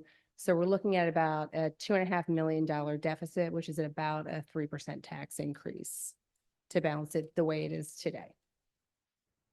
Next slide. So the primary cost drivers of the expenditures are always going to be salaries and benefits. That is the largest portion of our budget. We do have an increase to student transportation costs. As you know, our contract ended and we are actually on our contract list tonight. We have a new transportation contract with STA. We have 1.9 million in for a new elementary ELA program. We have some special ed services and we've lost ESSER funding. So while a lot of those initiatives continue, we don't have the funding to support those. Those have to come out of our other, of our tax funding. How much was ESSER funding last year for our last year? It depends on which pieces you're keeping. So like some of the ones we rolled in are the support staff incentives. That's about 900,000 is what we're spending. Total ESSER funding and everything. I'd have to go and look because it's done by year. So we've used different pieces in different years. I'd have to roll it up. I can get it for you. The total was over about around the I $10 can't, I million just don't mark over several years, 10 million over how many years? over at least 3 years. Okay.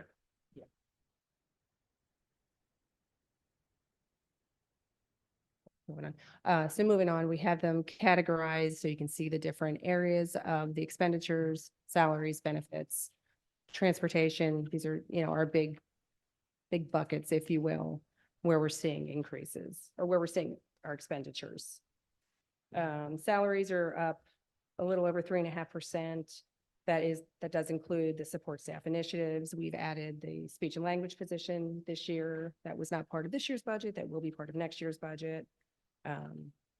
Benefits are up, medical's up about 4%. PCERS is down slightly, which netted a 3.9% increase on the benefit line. Transportation, like I said, we're going to talk about that, is up.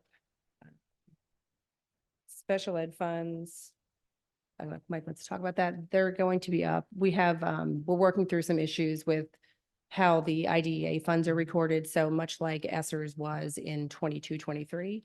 They didn't record the revenues or the expenses, but then the expenses show up. So we're just trying to figure that out because we really should be recording both. So we're still working on capturing that to make sure that that is kind of apples to apples year over year so that your expenditures are budgeted, even though you don't pay for them because you're getting IDEA funds. When you say 25, that's 24/25, correct? The preliminary budget? 25 is for next year, right? 24 is the budget that we are in right now. And then it's Yes, our 23 budget actual. started July 1st. It'd be 24-25. Yes. Okay, so what did you assume for the teacher's contract for the percent Well, increase? so I don't want to talk about that. in What's public. that? I said that's not something I want to get into the details of as we are negotiating. We I talked- kept it within the parameters that were given to the negotiations team. Mrs. Hall provided that last Friday to the board. We can share with you Yeah, after the meeting. So Ms. Hall, just the 3.8%, is that personnel costs? What is that? No, it's 3.6, but Oh, sorry, or it's no. all salaries. So it's all salaries for the Is that entire in- district. Some of it is being driven by the support staff incentives. Mm-hmm. We have increases for all the staff. We do have a handful of positions. We had the speech and language we added a couple months back. We added the student services as And well. Does that cover any guesstimate on the teachers? It does. contract? Okay. Yes. Yeah, within the parameters that were Right. provided by the full board, correct.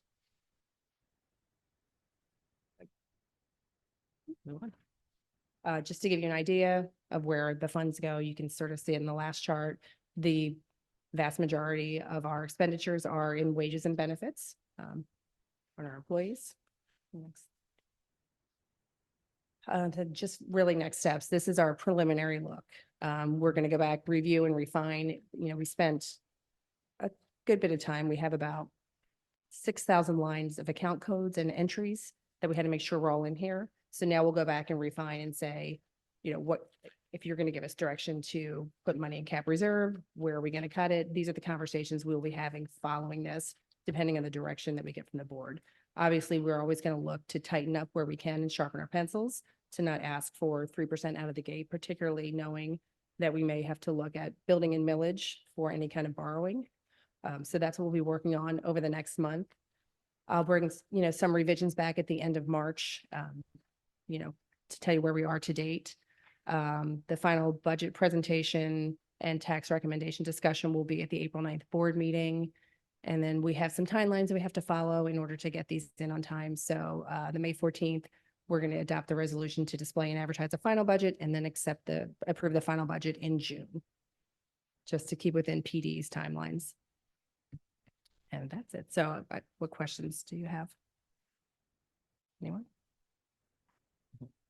And will we be able to build back in that 5 million and figure out where to get those cuts? If that is the direction that I'm being given, we can. And we're going to have to give you options for cuts because I don't know that that's not going to be my decision to make. But we can certainly package up if you're looking to put 5 million in cap reserve. Here are the options to cut. I mean, maybe see it in the alternative, but what we would have to cut and be able to do it. I don't know. That's what I said.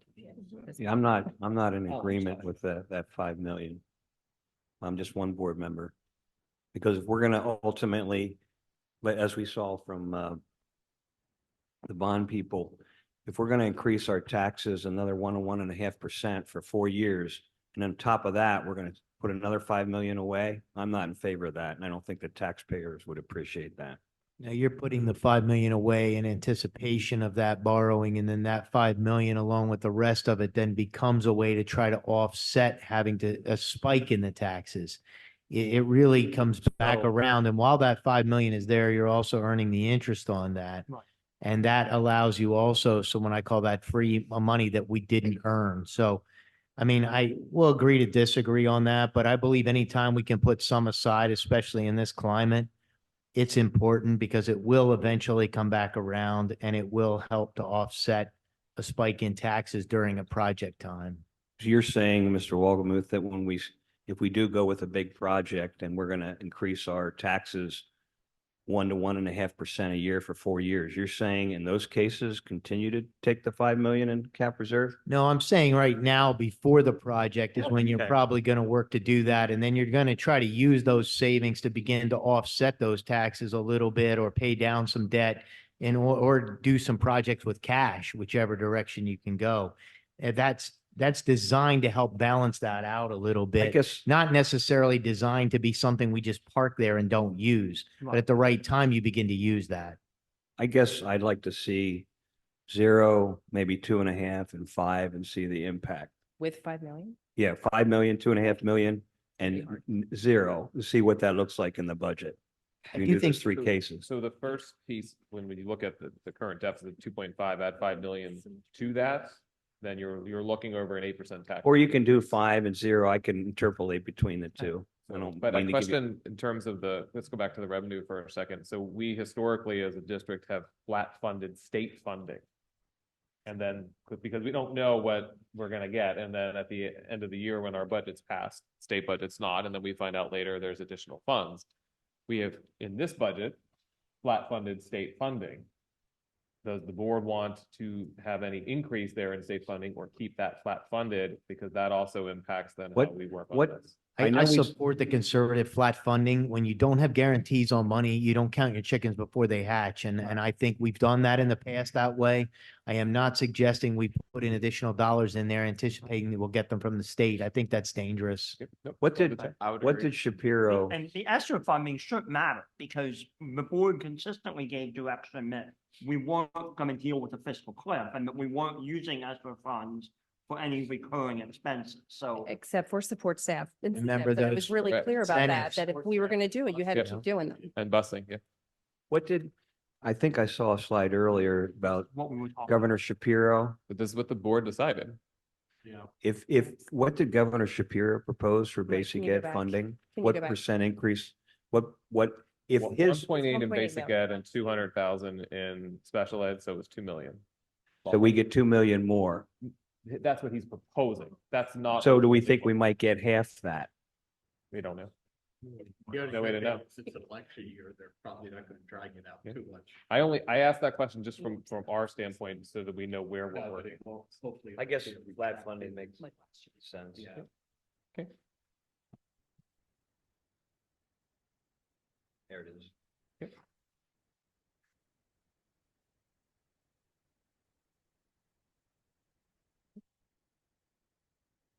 a much quicker meeting, Mr. Waldman.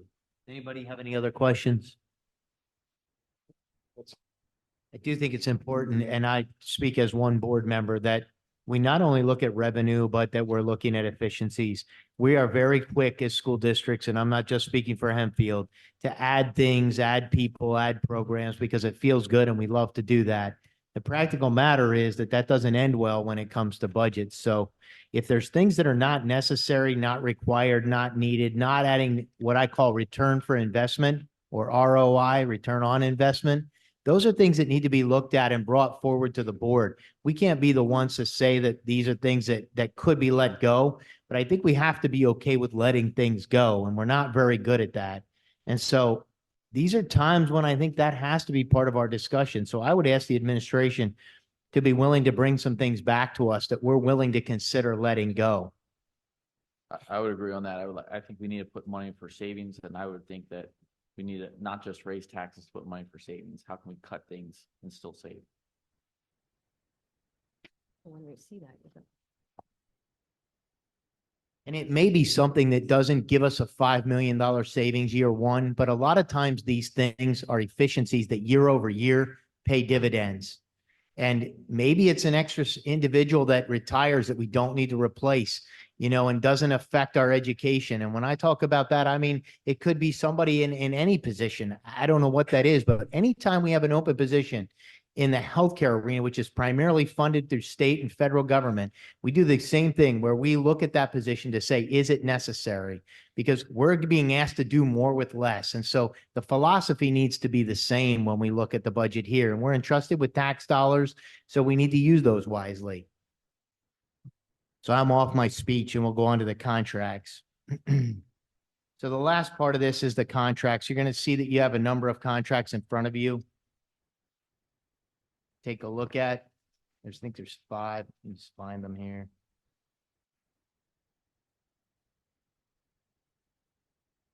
Why I'm having trouble opening them. But I have in front of me on paper. So I don't need to read through all these with you, but we have the wrestling club contract, and that needed some revising. We have the Bent Creek Country Club contract, and that's related to the retirements. And then we have the guest speaker for the start of the school year. And then the Palo Alto Networks, which is your security contract. Is that correct? For firewalls and security.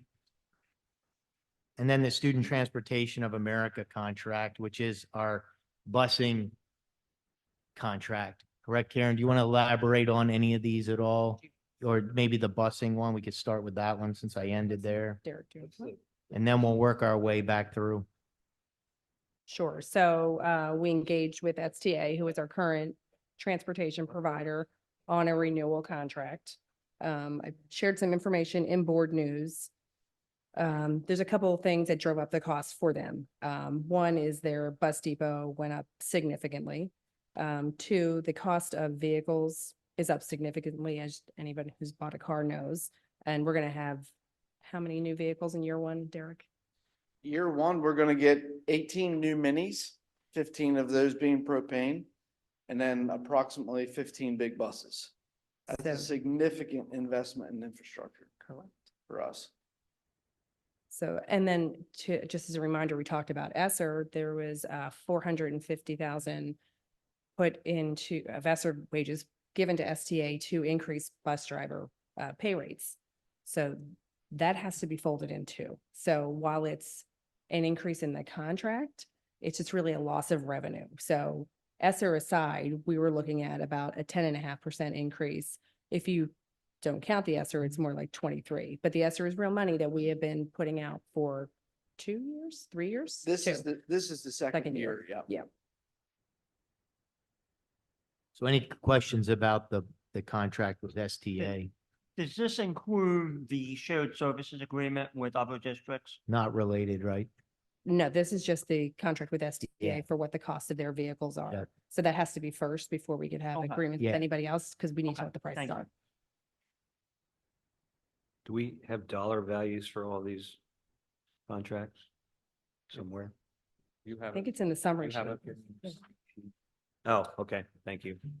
All right, I guess since we're working our way up, we'll go to Mr. Graham. Do you have anything to share? Oh, I'm sorry. Do you have One quick question. Can you refresh me on the need for the new vehicles, the 15 minis and how many of the big buses? About 15 big buses. Okay, and so Yep. it's a big chunk. Can you Yep, refresh it's me on called why? a replacement rate. So most districts have set an age requirement.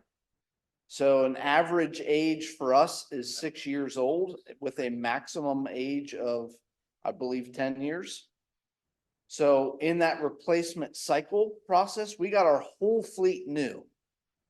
When we started with STA, I want to say 8 years ago. So looking at the average age of 6 years, we kind of come up on that deadline all at once So, with STA. okay. So are we staggering this? Because it sounds like there's a 4-year, what am I missing? We're not purchasing the buses, STA is. Understood. So it's, and that's actually the first year increase. The increase for the subsequent years is 3.5%. And that's really covering their wages for their staff. and Mr. rental Frank, costs. have you looked at the possibility of bringing transportation back in-house? And how much would that cost relative to this? The discussion regarding that, the big prohibitive is healthcare and pension for school districts to own it. Now, if you want to start, if the board would decide to start to look towards electric, then I would actually recommend owning. Because if you're going to spend $370,000 per vehicle and then have to build the infrastructure for electric, you wouldn't want to put that on leased property. I'd recommend you put that on district property, district-owned vehicles. But that's so out of the stratosphere on cost that it's not economical. We used to do it. I mean, we used to own our own Correct. buses. Yep. And the prohibitive part is benefits and pension. I mean, and the capital outlay to start something like that up is not money we have right now, considering everything else we're looking at as well. Yeah. Correct. We would probably tap out our district debt limit on buses. So drivers hit the requisite hour that they get, they hit the 500-hour limit that they qualify for pensions? Our drivers, yeah, oh yeah. Okay. 180 days, okay. Any other questions on the transportation contract?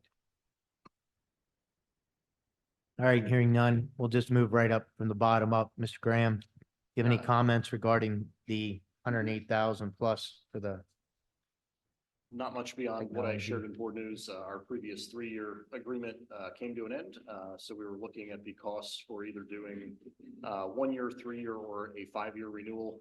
The 5-year essentially saved us, I think I had put in about $7,000 a year.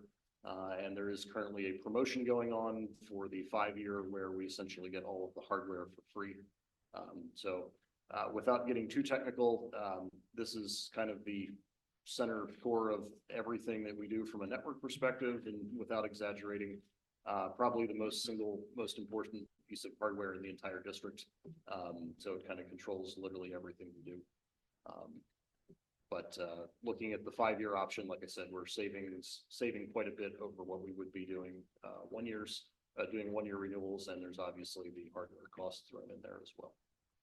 Did you put this out for bid at all or go take a look at other options? It's on CoStars. So there's already, so I don't know if you want to talk about cooperative purchasing and the way that works. tech equipment generally works a little bit different from a bidding perspective because most of those vendors do work off of designated resellers. So while you can use things like PEPM and some other bidding processes, the manufacturer generally will not, they will give prices to other vendors, but they will not necessarily give better prices to the vendor that we have already been working with. So CoStars will protect that price for us that meets all of the purchasing requirements. But bidding, in a sense, for something like this, you can't necessarily do it because the results coming back are not going to be, you essentially know what they are ahead of time, for lack of a better word. I always like to see other options at the end of a contract. So I'm not sure I'm totally comfortable with that answer, Mr. Graham, but it seems like we just moved from a 3-year to a 5-year deal with the same company without vetting anything in between, if I'm accurate in saying that. This is probably one of the most effective network security products on the market. It's one of the reasons we have not been dealing with a lot of other things going on with other school districts. It is heavily entrenched in everything that we have built our network around over the last 5 years at least. It's not just one single piece of hardware. There are agents running on all of our machines that control where everything goes, whether that's hardware that Mrs. James works with in the maintenance department, what we do here in the admin building, all of the security that's kind of rolled into one thing. It's not as simple as just ripping it out and putting a different box in. The network's been specifically architected around that. Do you have legal look at that contract? For example, a 5-year deal in any technology with things changing the way that they do. My question is, what are the out clauses in that contract related to changes in ownership, changes in service, challenges and issues? 5 years is a long time. It is. I don't, given where Palo Alto is placed by Gartner and other IT firms, I'm not seeing anything change there. In terms of buyouts, we've had other companies that have been bought out. And again, if they do get bought out, those commitments are going to be honored. We're dealing with VMware has just been bought out. We're a customer of theirs. That contract is honored for the life or the maintenance and support, which is essentially what we're renewing here, is pretty much honored the same way for the term of the contract. I think you were talking about if we want. I understand that, but for example, there are times when technology companies get sold, bought, people leave, service changes, and all of a sudden we're 1.5 to 2 years into this with no out clause. How do we vet that contract and how is that handled? Do you just look at that? Does that go through an attorney? What are the out clauses on a 5-year deal? I mean, and we could take this offline, but I don't think you're asking for any motion on this tonight. So We can have Dave look at it. It's in March. We have to renew because our current contract ends in March, at which point everything will stop working. Well, Dave can review it. If I can make a Brings up some suggestion, more. if the company were to be purchased, the contractual obligations of the prior company would inure to the successor corporation. I understand that. Right, yeah, and if there would be some degradation of service, if they would not be fulfilling their contractual obligation, then they would be in breach and we could terminate unilaterally. Well, I think Mr. Keener, that that's very difficult to prove when service drops, but it's not anything egregious. And so I get nervous whenever I see a 5-year tech contract with any company or anything related to this. So I don't want to blindly move this forward. And I think I'm a little disappointed too that we're down to the 9th hour now that I'm hearing related to this. I definitely think that we need to revisit this. I need to understand a little more before I'd be comfortable approving a 5-year tech deal, knowing what I heard tonight. And I deal with contracts every day, and I'd be honest with you, I'd be hesitant to sign a 5-year tech deal with anybody, knowing we've had exactly what we've talked about: sales, loss of people, and issues with those contracts within under a 3-year period of time, let alone a 5. Having used Palo Alto here for the last 8 years at least, the IU has used them for longer than that. We have had nothing but good experiences with them. They are, as I said, one of the top vendors in the field. I have no concerns about the quality of service or what we're getting for them or where they end up going. Would it be possible, understanding the point that both gentlemen are making very astutely, would it be possible to just have our solicitor review the contract prior to the next meeting, and then maybe you could send an update out in board news with either the solicitor's blessing or with any changes that he or she might recommend? Sure. Yeah, I would feel better about that. I would also like to understand, we've been with them a while. How did we negotiate that 7,000 over 5? And could we negotiate that to the savings over 3? And ask for that same 7,000 times 3 years. I don't know how we negotiate those contracts, but I know oftentimes you've been obviously a loyal customer to them. There's some leverage there to manage that. I don't know how we go about that, but I would suggest that we need to maximize that, especially if we're not putting this out for bid. I would suggest looking at the 3-year contract and ask for the 7,000 year over year as well. We can, I don't believe the free hardware upgrade was included in the 3-year, but I will revisit that. Hey, ask for it. I can ask for it. That doesn't mean we'll be there. Yeah, I agree, but never hurts to ask. The worst you're gonna get is a no. The 5 years scares me on any tech stuff. The speed, things changing at the speed of light. Plus, I also believe anytime those come up, we should put them out there and just see what's available, not necessarily always just stay. You might decide that's where you want to be, but at the end of the day, I'd suggest they should be out there for bid. And at least take a look at what else is available. I just want to ask, because I wasn't here before, the contract before was 3 years? I believe so. It was either 3 or 5. Okay, so it was It was not. 3, I think you said, right? Sorry, what? I think you mentioned it was 3, I correct? believe it was 3. I'd have to go back and verify that, but it wasn't anything shorter than 3. Okay, any other questions for Mr. Graham? Any questions on Bent Creek or Mr. Gonzalez for Mrs. Burkholder? I hate to belabor the point because these are relatively small dollars.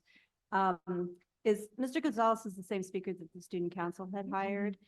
I guess my only concern there is that that was a full student body.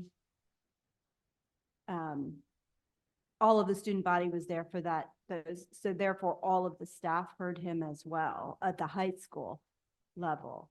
So are we duplicating, or is he coming back with something different? Yeah, he has different topics that he covers, so Okay. we will adapt it to the all staff meeting To the as staff opposed to a high school audience. Okay, And we've already talked to them about that. okay. And then my other question on the Bent Creek one, I could be very wrong on this, but my recollection prior to my own retirement was that those banquets were held here in the cafeteria. Am I completely off base on that? That is correct. We moved it when we combined the retirement with the Black Knight Award winners. And so our sponsors connected through Market Street Sports and others contribute. And so the cost of the district is minimal, if any. Okay, all right, Yep. thank you. And last but not least, does anybody have any questions on the athletics contract?